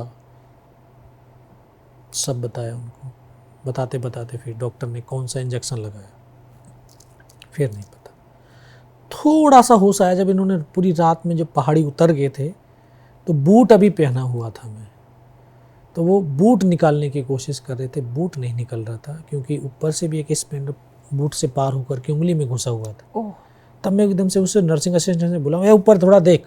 तब उसने प्लास से निकाल करके वो निकाला। फिर नहीं पता मैं कहाँ पर हूँ। 3 दिन के बाद होश आया, देखा ऊपर पंखा चल रहा है, पता चला 92 बेस हॉस्पिटल में हूँ। और वहीं पे मुझे सूचना मिली, उसी रात को दोबारा से हमारी फ़ौज ने उस पहाड़ी पर हमला किया और बिना किसी कैजुअलिटी के टाइगर हिल टॉप के ऊपर विजय पताका फहराया। और टाइगर हिल की जीत कारगिल युद्ध का यू टर्न था, निर्णायक जीत थी। बिल्कुल। फिर सीज फायर हुआ और आज हम 26 जुलाई को कारगिल विजय दिवस मनाते हैं। इस पूरे युद्ध में 527 माँ भारती के बेटों ने अपने प्राणों की आहुति दी है। लेकिन मैं अपने आप को बड़ा सौभाग्यशाली समझता हूँ और परमात्मा का वो आशीर्वाद रहा कि 527 में से मैं 300 से ज़्यादा उन परिवारों से मिल पाया और उस अपने साथी के वचन को भी निभा पाया। जब लास्ट अटैक के लिए जा रहे थे ना, तो जो हमारा टीम लीडर था बोल रहा था लास्ट लेटर लिख दो। आज मैं बच्चों से कहता हूँ, तुम पे तो लेटर लिखा नहीं जाएगा, तुमसे अगर कॉल के लिए कह दिया जाए ना घर पे लास्ट कॉल कर दो, तो शायद नंबर डायल नहीं होगा। लेकिन एक फ़ौजी लास्ट लेटर भी लिखता है। क्या लिखता है? मैं ठीक हूँ, अपना ध्यान रखना। लेकिन ये दीवानों का, मस्तानों का टोला जब शहादत की बेला की तरफ चलता है ना, बड़े हंसते और मुस्कुराते चलते हैं और आपस में पता क्या कहते हैं, यार अगर मैं मर गया ना और तू जिंदा रहा तो तू एक बार मेरे घर जाना। मेरी बीवी से कहना मेरे मरने के बाद जो 25 लाख रुपए मिलेंगे ना, इसमें से 15 लाख मेरी बिटिया के नाम से एफडी कर देगी, ताकि जब वो शादी लायक होगी तो किसी से पैसे मांगने की ज़रूरत नहीं होगी। मैं जब उनसे मिला तो ऐसी ऐसी माँ भारती की वो बेटियां थीं जिनके 3 महीने का पेट में गर्भ था, तब उसने अपने पति को राष्ट्र पर कुर्बान किया। किसी के 1 महीने का बच्चा, किसी के 1 साल का बच्चा। एक तो ऐसी भी थी जिसने बड़े से कहा, यादव साहब जिस दिन मेरे घर आंगन मेरे पति की बॉडी आई, उस दिन बिटिया को जन्म दिया था। समझ नहीं आ रहा था बिटिया के जन्म की खुशी मनाऊं या पति के शहादत का गम मनाऊं, कुछ नहीं कहा। लेकिन एक माँ भी मिली जिसने बड़े गर्व से कहा कि जिस दिन मेरा पति शहीद हुआ था उस दिन मेरा बेटा 12 साल का था। जिस दिन वो 18 साल का हुआ तो उससे कहा जा अपने बाप का बदला लेकर के। और ठीक 25 साल के बाद वो बेटा वहीं पर ड्यूटी दे रहा था जहां पर उसके पिता ने शहादत दी। और बड़े गर्व से कहा उसने, बोला ये मेरी बहू बैठी है ना, इसको बता रखा है जिस दिन मेरा बेटा तेरा पति शहीद हो गया उस दिन तेरा बेटा मेरा पोता फौज में जाएगा, अपने बाप का बदला लेकर के आएगा। ये हिंदुस्तान की माँ ही कह सकती हैं, जो अपने बेटे और बेटियों को जब रण क्षेत्र में भेजती है तो विजय का तिलक लगा करके सिर्फ इतना कहती हैं, सीने का दूध पिलाया है, सीने पर गोली खाना, कभी पीठ पे गोली खाना। क्या आज हिंदुस्तान का जो बेटा और बेटी जो सरहद पर खड़े हैं वो सीने पे गोलियां खाते हैं, पीठ पर नहीं। तो मैं इन सभी वीरांगनाओं को इन यूथ के बीच में लेकर के आया था। पूरा नॉर्थ इंडिया हमने कवर किया, जिसमें 2.5 लाख से ज़्यादा इन युवाओं के बीच मगर तुम लोगों के लिए फिजिक्स, केमिस्ट्री, बायोलॉजी एक प्रॉब्लम, बड़ी समस्या है तुम्हारे लिए, नंबर नहीं आए जिंदगी खत्म। सही बात है। मगर ये जो खड़ी है ना, इसने 20-21 साल की अवस्था में अपने पति को जो है ना इस राष्ट्र को दिया, आप लोगों के लिए दिया, कुर्बान किया है? एक विधवा किस तरह से समाज में जीती है, शायद उस पीड़ा को तुम समझ नहीं पाएंगे, है ना। इसने 25 साल समाज के साथ लड़ी है, अपने बच्चों को आज पैरों पे खड़ा किया। जब बेटी है आज 25 साल की है, इससे बड़ी साहस की प्रतिमूर्ति कोई नहीं हो सकती। मैं तो कहता हूं कि जिसको जब सबसे ज्यादा जब डिप्रेशन होता, लगता है कि जिंदगी में कुछ नहीं बचा, तुम हमारे हर क्षेत्र के अंदर कोई ना कोई एक शहादत वाला घर होगा। तुम जाओ ना उस माँ के पास, जब उसके चरण को छू लेना, तुम्हारी पीड़ा तो उस पल भर में खत्म हो जाएगी। तो ये मुझे मौका मिला, मैं उनसे मिला। योगेंद्र भाई, आप भी तो मतलब 5 मई को आपकी शादी हुई थी, आप भी घर में 15 दिन की ब्याहता को छोड़कर आए थे, और फिर इतनी गोलियां खाने के बाद जब परिवार को पता चला होगा तो उनका क्या रिएक्शन था? और उनके संपर्क में थे, मतलब आपने पत्नी को बताया था कि आप ऐसी मुश्किल पोस्टिंग पर जा रहे हैं? उनको पता था? नहीं। आखिरी बार परिवार से कब बात की थी आपने, पत्नी से कब बात की थी? नहीं, फोन तो था ही नहीं। अच्छा, कुछ ऐसे कोई संपर्क का साधन नहीं, बस चिट्ठियों का संपर्क, सिर्फ चिट्ठी। चिट्ठी। तो आपने जो चिट्ठी लिखी थी वो आखिरी बार किस तारीख को चिट्ठी लिखी थी? वो हमने 1 तारीख को, 1 जून, 1 जुलाई, 1 जुलाई को आपने चिट्ठी लिखी थी। तो उसमें क्या लिखा? उसमें बस ये था कि मैं ठीक ठाक हूँ, अपना ध्यान रखना, बस माँ और एक पत्नी को लिखी थी, एक माता पिता को लिखी थी। लेकिन माँ को पता चल गया था, जिस दिन गोली लगी थी उस दिन माँ को पता चल गया था। कैसे? वो क्योंकि माँ का जो एक आत्मिक कनेक्शन होता है ना बच्चे से, वो पता चले जाता है। तो वो सोई नहीं थी कई दिनों से। अच्छा। जब यहाँ फर्स्ट टाइम मैं यहाँ दिल्ली बेस हॉस्पिटल में आ गया था, तो जब वो आई थी फर्स्ट टाइम, तो पहचान में तो आ नहीं रहे थे। उन्होंने आपको कितने दिन के बाद देखा था ये सब होने के? 2 महीने के बाद। 2 महीने के बाद पहली बार परिवार आपसे मिला? हाँ, तो पूरा चेहरे पूरा वो बैंडेज हो रखी थी, है ना। अब हम तो पहचान सकते हैं, वो कहाँ पहचाने। मैंने एकदम देखा, क्योंकि माँ तो माँ ही होती है। वो ऐसे बावलों की तरह ऐसे देख रही, किसी का टांग ऐसे हो रखा, किसी का हाथ नहीं। वो घबराई हुई से, मैं एकदम से बोला मम्मी। तो फिर वो हालत देख करके मगर नहीं, रोना नहीं है अभी, रोने से अभी मैं थोड़ी जल्दी ठीक हो जाऊँगा। आपने माँ की ढाढ़स? हाँ, मगर ऐसे ठीक हो जाऊँ। मगर रोने से ठीक हो रहा हो तो मगर मेरा बेड भी बाहर निकलवा लो, मैं भी रोता हूँ तुम्हारे साथ। तो तब थोड़ा सा, क्योंकि मैं जानता हूँ कि हाँ, माँ की ममता ऐसी होती है, ढाढ़स बनाना पड़ता है। तो यहाँ 16 महीने हॉस्पिटल में रहा। फिर 16 महीने। और कितने ऑपरेशन हुए, कितनी सर्जरी हुई, रॉड्स वगैरह डली शरीर में? सर्जरी बहुत हुई, 10-11 सर्जरी हुई हैं, तब जा करके जो है ये हाथ अभी यहाँ तक पहुँचता है, इससे ऊपर नहीं उठता। ऊपर नहीं उठता। हाँ।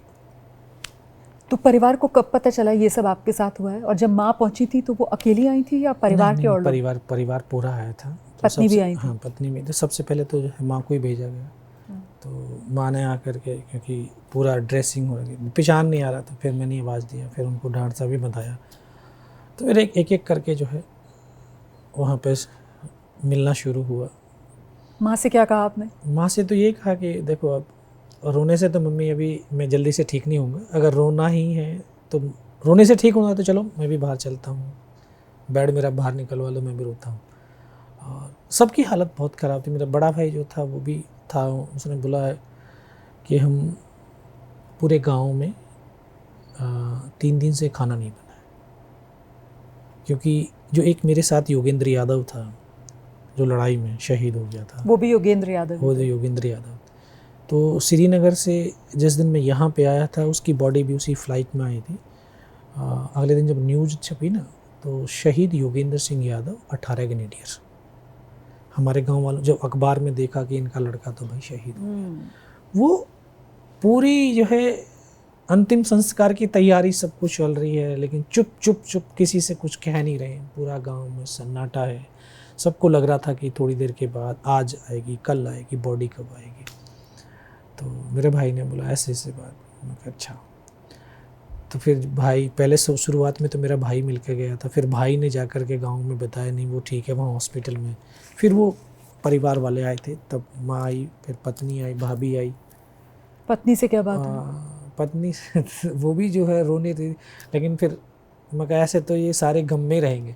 मैं एकदम से मजाक में बोला, मैं कहा अच्छा इसलिए तो नहीं रो रही 25 लाख रुपए नहीं मिले? तो उन्होंने बातें नहीं सुनाई फिर आपको? बोला क्या बकवास है। मैं कहा हाँ, मैं कहा भाई अभी तो दिख रहा है ना, भाई हाँ जिंदा तो है, कम से कम यहाँ लेटा तो है। मैं कहा इसलिए यहाँ तो खुश होना चाहिए था। मैं रो रहे हो तो इसलिए रो रहे हो कि भाई 25 लाख रुपए मिलते तो कम से कम जो है पेट्रोल पंप भी मिल जाता, 25 लाख भी मिल जाते। हाँ ये तो जिंदा है, हमारा तो रह गया है। बोला ऐसा नहीं है। मैं कहा नहीं मैं जानता हूँ। और परमवीर चक्र मिला आपको? हाँ। ये आपको सूचना कहाँ मिली? ये सूचना हॉस्पिटल में ही मिली। हॉस्पिटल में ये आपके ही जो पहले एबीपी न्यूज, पहले स्टार न्यूज हुआ करता था, तो 14 अगस्त 99 की 8:45 बजे की न्यूज़ थी, जिसमें कारगिल युद्ध के अंदर 4 परमवीर चक्र दिए जा रहे हैं, जिसमें से एक ग्रेनेडियर योगेंद्र सिंह यादव पोस्टमस 18 ग्रेनेडियर। तो मुझे भी लगा कि यार ये उसके लिए उनके लिए होगा। हाँ। तो और जो मेरी बटालियन के 18 ग्रेनेडियर के वहाँ पे हम पेशेंट थे, सब ने आकर बोला तेरी कंपनी को यार वो मिला है परमवीर चक्र। मैं कहा हाँ यार, मगर मुझे ये फक्र है यार, उसके साथ हम युद्ध लड़ रहे थे, आखिरी क्षणों तक था मैं। तो हमने सेलिब्रेशन किया और सेलिब्रेशन करके हम सो गए वहीं हॉस्पिटल में। मिठाई मंगा ली। मगर यार मिठाई खाओ। अब रात को 12 साढ़े 12 बजे वो नर्स जो थी वहाँ पे वो आई, उन्होंने बोला कि आप अपना पूरा डेजिग्नेशन, रैंक, नेम बताइए। मैं कहा मैडम ये तो लग रहा है तो बेड कार्ड में लग तो रहा है। बोला नहीं आप बताइए। मैं उनको आर्मी नंबर, रैंक, नेम सब कुछ बताया। थोड़ी देर के बाद मैं अपनी घर की डिटेल बताऊँ, तब मुझे कुछ शक हुआ। मैं क्या हुआ? बोला नहीं हमें नहीं पता, घर का एड्रेस बताओ। पूरा एड्रेस बताया, घर वालों के पूरा जो है फैमिली मेम्बर्स के नाम। आपको क्या शक हुआ था? मुझे ऐसा लगा था कि घर में कुछ हो गया। हाँ। उस समय पंजाब मेल में एक ब्लास्ट हुआ था। ओके। तो मेरा भाई छुट्टी काट के जा रहा था। अच्छा। मैं कहा कहीं उसके साथ तो हादसा नहीं हो। मैं बार बार मैडम से पूछ रहा, मैडम बता दो। आपको किसी अनहोनी की आशंका? हाँ मुझे अनहोनी की आशा थी। मैंने सुबह 4 बजे उन्होंने बताया जनरल वीपी मलिक आपसे मिलने के लिए आ रहे हैं। अच्छा वहीं? हाँ हॉस्पिटल में। मैं कहा क्यों आ रहे हैं मिलने के लिए? बोला हमें नहीं पता। बोला आप बढ़िया सी जो है ना ड्रेस पहन करके और जो है ये दाढ़ी वाड़ी बनवा लेना। ठीक है। उससे पहले यहाँ 29 जुलाई के आसपास ना सीओ साहब ने, कमांडिंग ऑफिसर ने 10 पेज का एक लेटर भेजा था आपके पास? मेरे पास। और उस बंदे से कहा था कि इसको वो रट लेगा, पढ़ लेगा, उसके पास बहुत मीडिया वाले आएंगे। अच्छा। हाँ। अच्छा। क्यों आएंगे? बोला यार हमें नहीं पता, देख ले, है ना, क्योंकि उनको तो पता था कि वो बंदा है। मैंने उसको 2-3 बार पढ़ा तो उसमें कुछ ज़्यादा ही बढ़ा चढ़ा करके लिखा हुआ था। 3-4 दिन, 5 दिन हो गए, 7 दिन हो गए, मेरे पास तो कोई मीडिया वाला नहीं आ रहा है। मैं रखो इसको यार, है ना। अच्छा कोई एक आध आता था तो वो अंदर एक था, मैंने उसको नॉमिनेट कर रखा था, वही पूरी बता देते थे क्या हुआ है। वही ब्रीफिंग देता था। तो जब ये सुबह यहाँ अपने लाल किले वाला जो परेड करके सीधा चीफ साहब हॉस्पिटल गए, तो वहाँ जा कर के ऐसे ही पेड़ पे बैठे, बोला मुबारक हो। मैं किस चीज़ की सर? आप बैठे हुए थे? मैं बैठा हुआ था। हाँ। बोला ये टीवी किस लिए लग रहे हैं? फिल्म देखने के लिए? मैं कहा नहीं, मैं कहा न्यूज़ भी देखते हैं सर। बोला अच्छा ये बता कल की क्या न्यूज़ थी? मैं कहा सर कल की न्यूज़ थी कि कारगिल युद्ध के अंदर 4 परमवीर चक्र मिल रहे हैं। तो उसमें से एक मेरी यूनिट का भी है। बोला वो तेरा? मैं कहा मैं तो जिंदा बैठा हूँ, तो मरनो पड़ा। हाँ। बोला वही तो हमने ढूंढा रात को, क्योंकि आर्मी नंबर का तो एक ही बंदा होगा। नाम के तो लाखों हो सकते हैं। बोला यार ये आर्मी, ये बंदा, इसकी बॉडी कहाँ है अगर ये मर गया तो? बोला रात को हमें पता चला, वो क्लरिकल मिस्टेक हुई थी। तो बोला ये तो बेस हॉस्पिटल दिल्ली कैंट में। बोला इसलिए मैं तेरे साथ आया हूँ बधाई देने के लिए, फिर उसके बाद तो मीडिया वालों का जो है फिर तो तांता लग गया होगा। तांता लग गया, फिर तो कई दिन फिर वो कमांडर साहब की वो 10 पन्नों के जो पूरी फाइल थी वो काम आई। वो काम आई नहीं, उसको तो मैं नहीं पढ़ पाया, क्योंकि जो हकीकत आज बता रहा हूँ मैंने वही उस टाइम पे भी बताया, जो बीता है उसको ही बता सकते हो। सही बात। रटा हुआ तो फिर कहीं ना कहीं भूल जाओगे आप, रटने से थोड़ी चलेगा। तो मैं यही बताया। 25 साल नौकरी करी फौज में। योगेंद्र भाई, इतना सब देखा, मतलब अपने वो साथी जिनके साथ इतनी ज़बरदस्त बॉन्डिंग थी उनको अपनी आंखों के सामने जाते हुए देखा, खुद बिल्कुल मौत को अपनी आंखों के सामने देखा, ऐसे दुर्गम हालात, और उसमें भी इतना, मतलब क्या कहा जाए, मेरे पास तो शब्द ही नहीं है कहने के लिए। ये सब होने के बाद अस्पताल में इतना समय आपने गुजारा, लेकिन इसका असर दिमागी तौर पर भी हुआ, थेरेपी वगैरह भी लेनी पड़ी, काउंसलिंग करवानी पड़ी, इसकी ज़रूरत पड़ी? नहीं, कुछ दिन तक तो नींद नहीं आई थी। नींद ही नहीं आई? नहीं आई थी नींद। कितने दिन तक? करीब महीना भर तक नींद नहीं आई थी, क्योंकि वही चीज़ सीन दिखते थे ना। तो क्या नींद की गोलियां वगैरह नहीं, डॉक्टर देते थे? नहीं, हाँ इंजेक्शन लगाते थे, रात को इंजेक्शन लगता था, वो लगा देते थे। एक रात को इंजेक्शन लगता था, उसमें 3-4 घंटे तो जो नशा होता था बस सो लेते थे, फिर नहीं। लेकिन फिर धीरे धीरे ना अपने आप को स्पिरिचुअलिटी से, अध्यात्म से जोड़ा। नहीं, होता क्या था, मतलब अपने आप सो क्यों नहीं पाते थे? जब सोने के लिए आंखें बंद करते थे क्या होता था? तब वो कटी हुई गर्दन दिख रही है ना, एकदम से वो हाथ उसके उछलते दिख रहे हैं, एकदम से वो बॉडियाँ उछल रही हैं, चिल्ला रहे हैं, चारों तरफ खून ही खून बिखरा हुआ है, और मैं वहाँ बैठ करके बिलख रहा हूँ। बस जो भयानक दृश्य दिखते थे ना, बस फिर अभी मैं बात कर रहा हूँ तो अभी भी उन चीज़ों को फील कर रहा हूँ।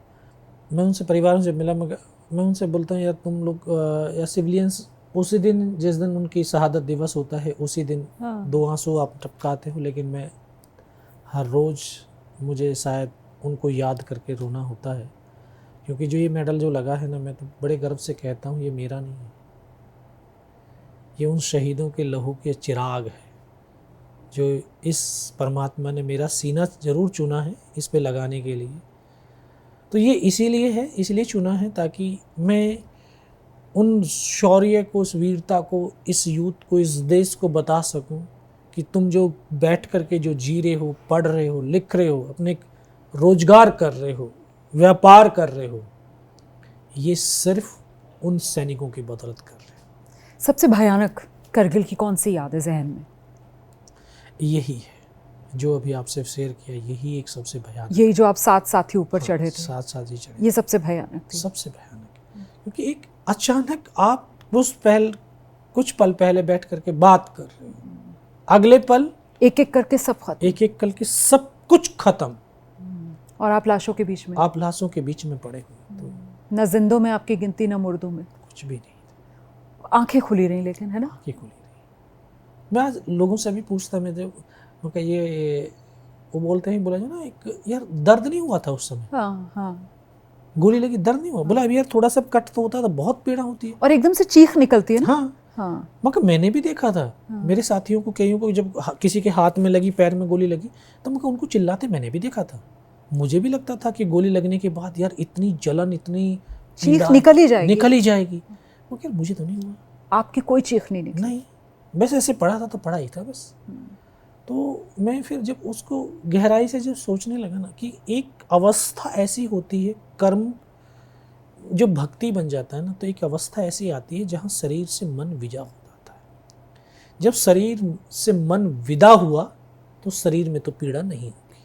मतलब एक तरीके से वो जो अंग्रेजी में कहते हैं ना, बिल्कुल नियर डेथ एक्सपीरियंस, शायद ये वही था। वही था।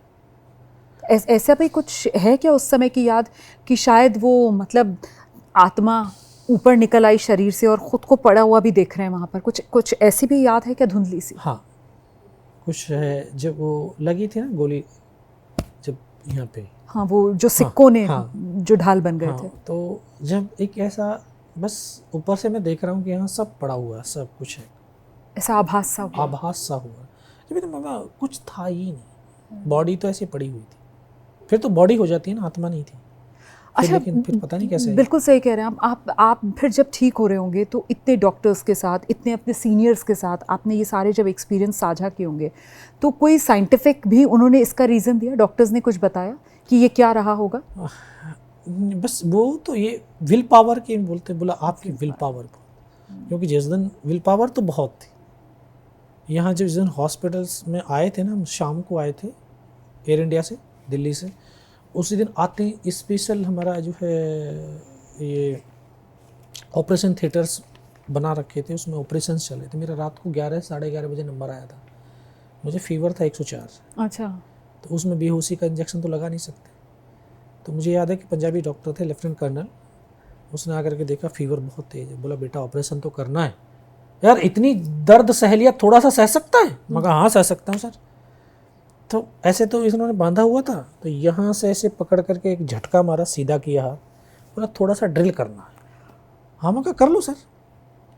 वो दो ये सब हो रहा है तब भी कोई चीज कुछ ना, वो नहीं? ना ना ना बोला पैर पकड़े जाएंगे। मैं कहा सर कोई बात नहीं, हमने ट्रेनिंग में अपने आप को लोहा बनाया हुआ है। मैं कहा जो हमारा उस्ताद था ना, वो डंडे मारता था, हम हंसते थे।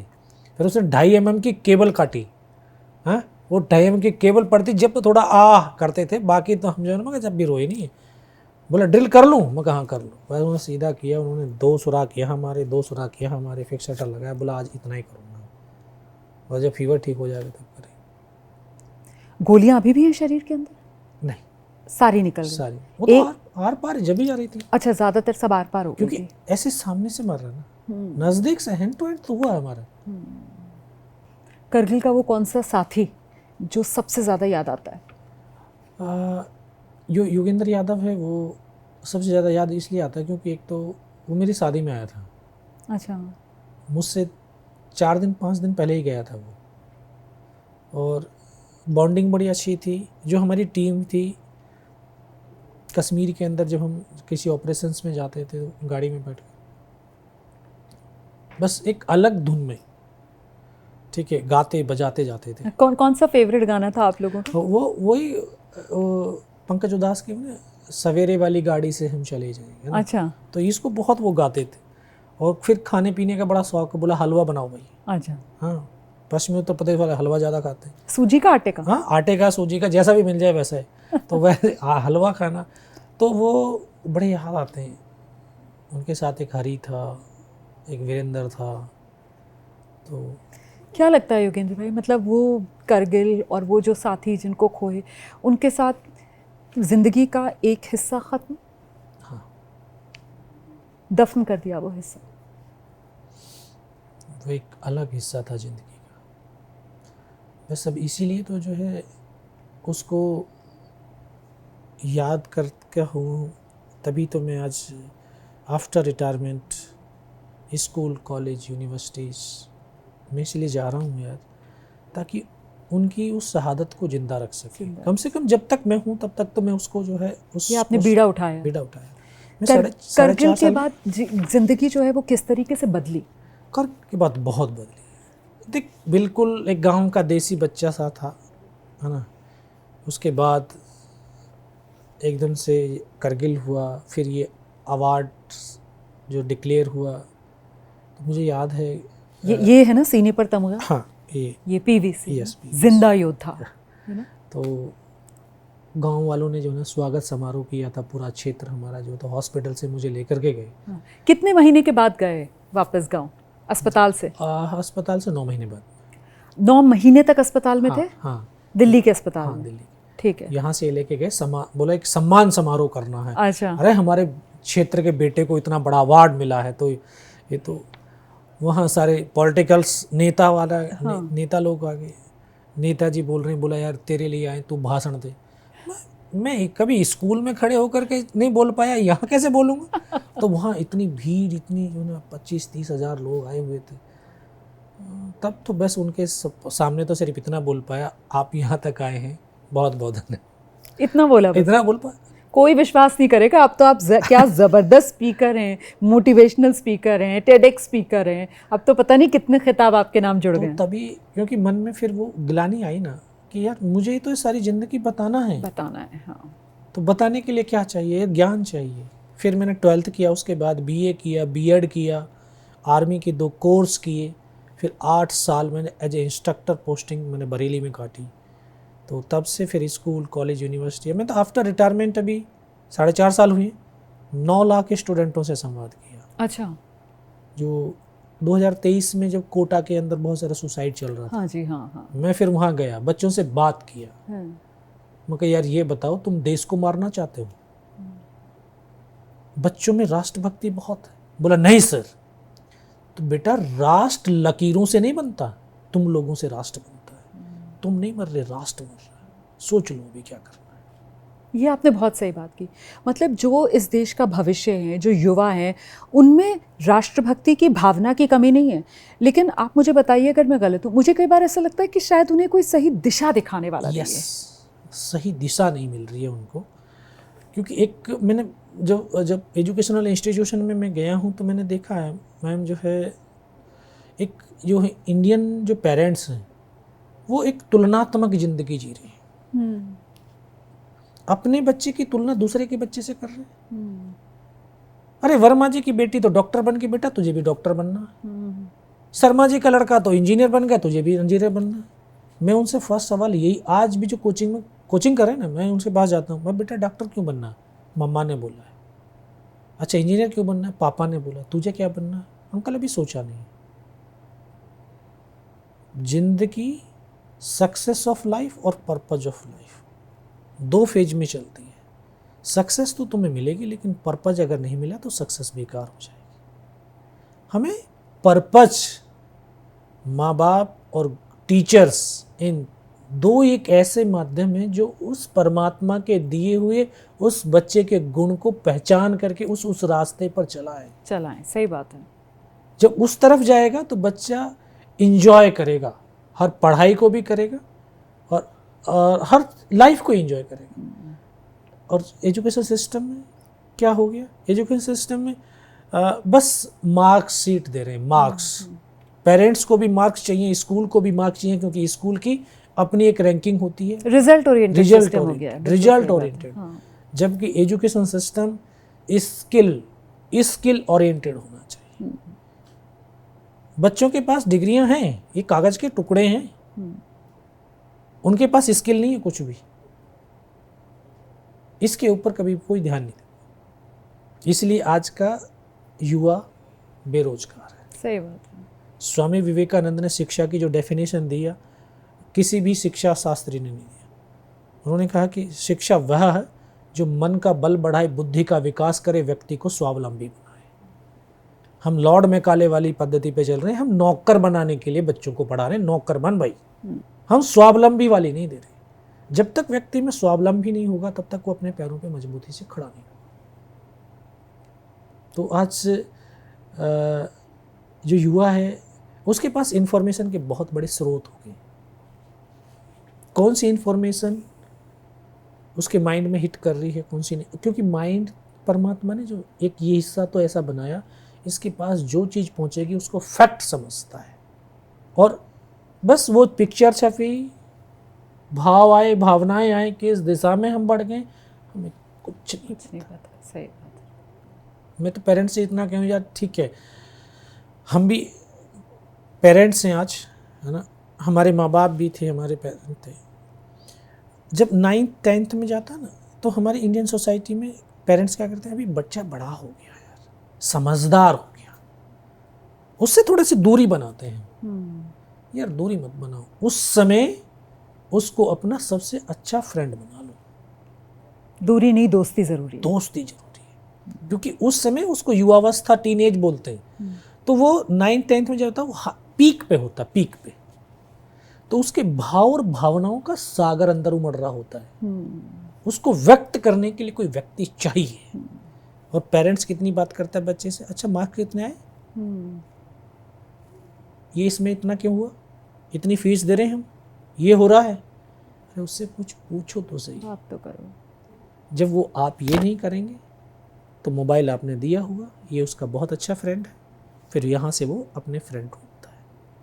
और ये भी फैक्ट है, यूनिवर्सल ट्रुथ है, कि इस अवस्था में जाने के बाद अपोजिट जेंडर में ही वो अपना दोस्त बनाएगा। सही बात। और फिर किस दिशा में वो जाएंगे नहीं पता।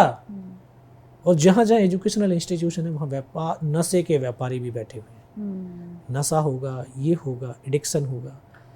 पढ़ाई नंबर नहीं आएंगे, पेरेंट्स को नंबर चाहिए, फिर गालियाँ मिलेंगी, जैसे गालियाँ पेरेंट्स ने दी वैसे उसका ईगो हर्ट हुआ, फिर वो सोचता है ज़िंदगी बेकार है। अच्छा, मुझे ये बताइए कि आप मतलब जो मैंने पहले भी कहा कि भाई जिंदा योद्धा देश के, और आज जब आप देश का हाल देखते हैं तो वो देश की एक समस्या जो आपको बहुत चुभती है वो क्या है? मुझे दो चीज़ हैं बस उसी से जुड़ी। अच्छा। शिक्षा और स्वास्थ्य। कृषि किसानों को लेकर कोई शिकायत नहीं है उनका भी। देखो, किसान तो परेशान है ही। किसान क्यों परेशान है? किसान इसलिए परेशान है क्योंकि उसको मजदूरी नहीं मिलता है। ये 80 करोड़ लोगों को जो है फ्री का अनाज दे रहे हैं। तो जो हमारी श्रम शक्ति है, कर्मठता कम हो रही है। कर्मठता कम, श्रम जो हमारे जो मेहनत करने की जो शक्ति है वो कम हो रही है। और जब श्रम शक्ति कम होगी तब हम क्या होंगे? हम विकलांग हो रहे हैं, बैसाखी के सहारे आ रहे हैं। मैं ये नहीं कहता कि भाई जो ज़रूरतमंद है, 60 साल से ऊपर वाला व्यक्ति कमा नहीं सकता, बुजुर्ग है, अकेला है, माँ बाप से नहीं है, कोई विकलांग है, आप उसको दो ना। अरे हट्टा कट्टा नौजवान है यार, तुम उसको फ्री में बैठ के खिला रहे हो, उसको निकम्मा बना रहे हो।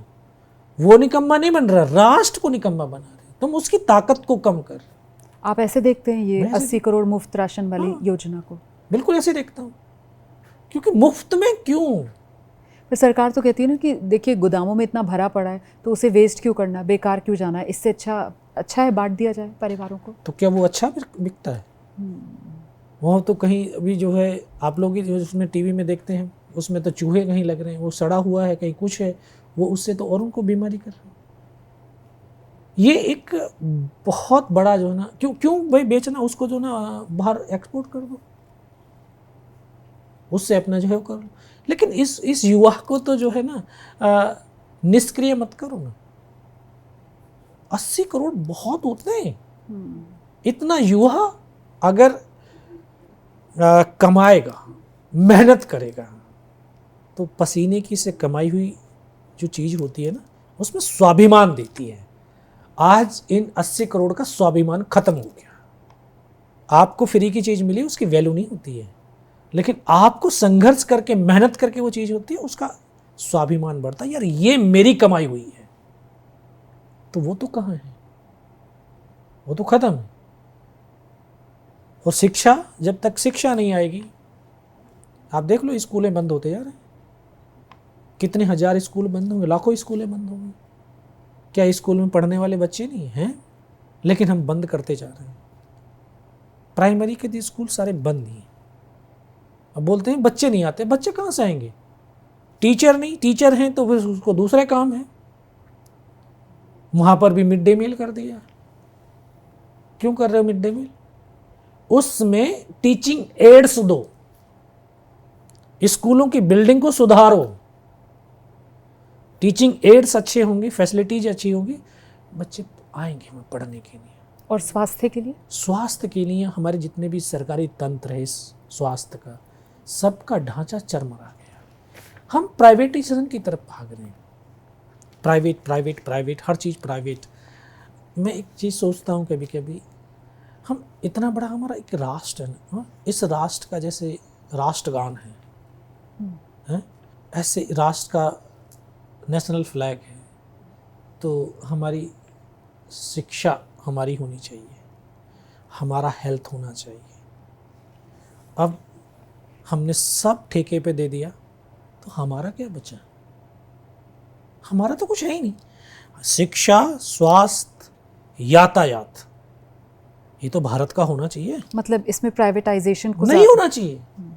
और फिर बैठ करके बड़े अच्छे से जो है ये सरकारों के जो है मंत्री क्या कहते हैं, सरकारी वाला काम नहीं करता तो फिर तुम मंत्री क्यों बने बैठे हुए?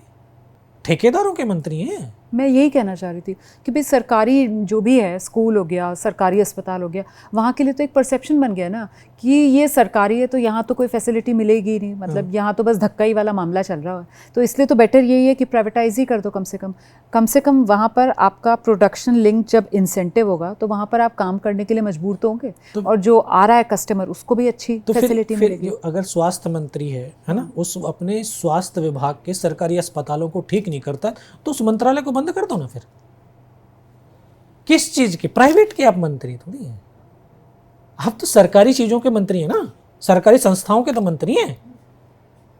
ऐसी शिक्षा का है, ऐसे ही तो शिक्षा का भी है। तो शिक्षा मंत्री को लेकर तो बहुत नाराजगी है देश में, वो जिस तरीके से पेपर लीक हुए हैं। हाँ, पेपर हर जगह लीक हो रहे हैं। इसकी जिम्मेदारी आपको लगता है शिक्षा मंत्री को लेनी चाहिए? क्यों नहीं लेनी चाहिए? अगर मेरे पास, देखो, आपने जिम्मेदारी ली है तो जवाबदारी भी आपकी है।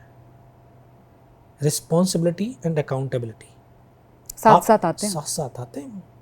तो आप शिक्षा के विभाग के जो है जिम्मेदार व्यक्ति बैठे हैं, अगर हर बार जो है पेपर लीक हो रहा है, ठीक है, पेपर पोस्टपोन हो रहे हैं, फार्म आपके भर जाते हैं, ये सब कुछ पेपर, यार क्या करेगा वो बच्चा? इतनी मेहनत कर रहा है, सब कुछ कर रहा है, पेपर लीक हो गया, वो क्या करे? वो इतना प्रेशर, अभी सच में प्रेशर वाली एजुकेशन है। आप देखो, आप इन्होंने प्राइवेट में जो डाला है, हर एक प्राइवेट स्कूल का बच्चा स्कूल के बाद ट्यूशन जाता है। इतने अच्छे हैं तो ट्यूशन क्यों जा रहे हैं भाई? और उसी स्कूल के वो टीचर जो है बाहर अच्छा पढ़ा रहे हैं, स्कूल में क्लास में नहीं पढ़ा रहे, स्कूल फीस भी ले रहा है, ट्यूशन भी दे रहे हैं हम। उसके पास बचपन नहीं है, बच्चे का बचपन जो खेल कूद वाला होता है ना, समय नहीं मिलता। हमारे बच्चे जब शाम को ट्यूशन पढ़ के 7 बजे आएगा, हम कैसे भेज देंगे खेलने के लिए? अंधेरा हो गया बेटा, अभी मत जा। क्या करेगा वो? तो उसका डिप्रेशन, वो कहाँ जाएगा बेचारा? तो सरकारी स्कूल में हम जब पढ़ते थे, अभी 2005-06 तक भी हमने देखा है ना, जो गांव के सरकारी स्कूल के मास्टर होते हैं ना, हम पे नहीं आता कुछ भी आ रहा, चलो मास्टर जी जरा इसको बता देना, वो बड़े गर्व से बताते थे आकर। अब एकदम से अचानक का क्या हुआ? अब ये बोलते हैं पॉपुलेशन ज़्यादा है ना, जनसंख्या, बोला महामारी है। महामारी नहीं है, मैन पावर है। इस नज़रिए से देखने की, इस नज़रिए से अगर देखोगे ना, तो देखो चाइना ने इसको पावर समझा, सही, इसलिए उसने स्किल्ड किया। हम अपने इसको जो है क्यों भाई ऐसे कर रहे? इसको भी पावर है। सच में सबसे बड़ी जो धरती पर कोई है, मैन पावर। आप कितनी हाई टेक्नोलॉजी बना लो, उसको चलाने के लिए भी मैन चाहिए, अकेले नहीं चल सकती। तो हम विश्व गुरु कैसे बनेंगे? जब तक हम अपनी शिक्षा, जो हमारे बच्चे जब तक शिक्षित नहीं होंगे, जब तक अपने पैरों पर खड़े नहीं होंगे, जब तक वो अपने आप में स्वाभिमान उनको नहीं आएगा, तब तक हम विश्व गुरु की तरफ कैसे जा सकते हैं? ये सोचने वाली बात है। आपको लगता है कि अभी उस तरफ लंबा रास्ता तय बहुत करना लंबा, बाकी है? बहुत लंबा रास्ता।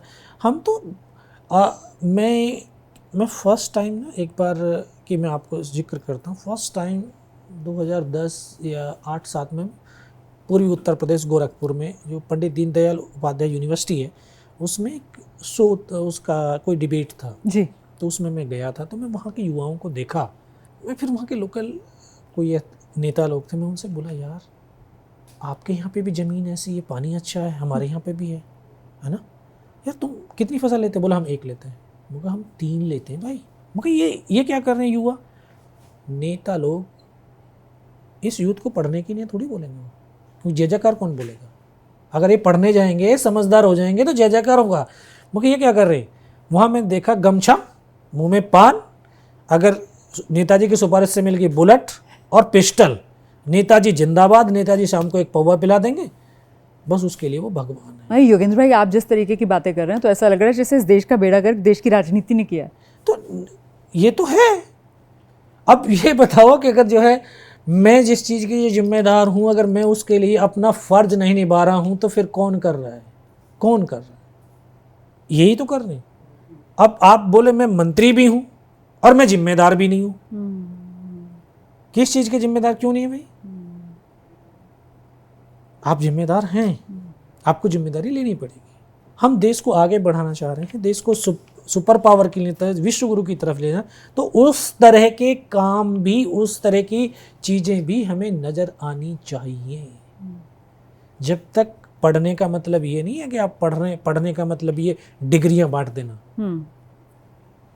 कितने करोड़ों बच्चे घूम रहे हैं डिग्रियों से। स्वावलंबी बनाना, स्वावलंबी बनाइए। आपके मैं कहीं गया था, उसमें ये नहीं चलाया था इन्होंने स्किल डेवलपमेंट। हाँ, कोई हुआ स्किल?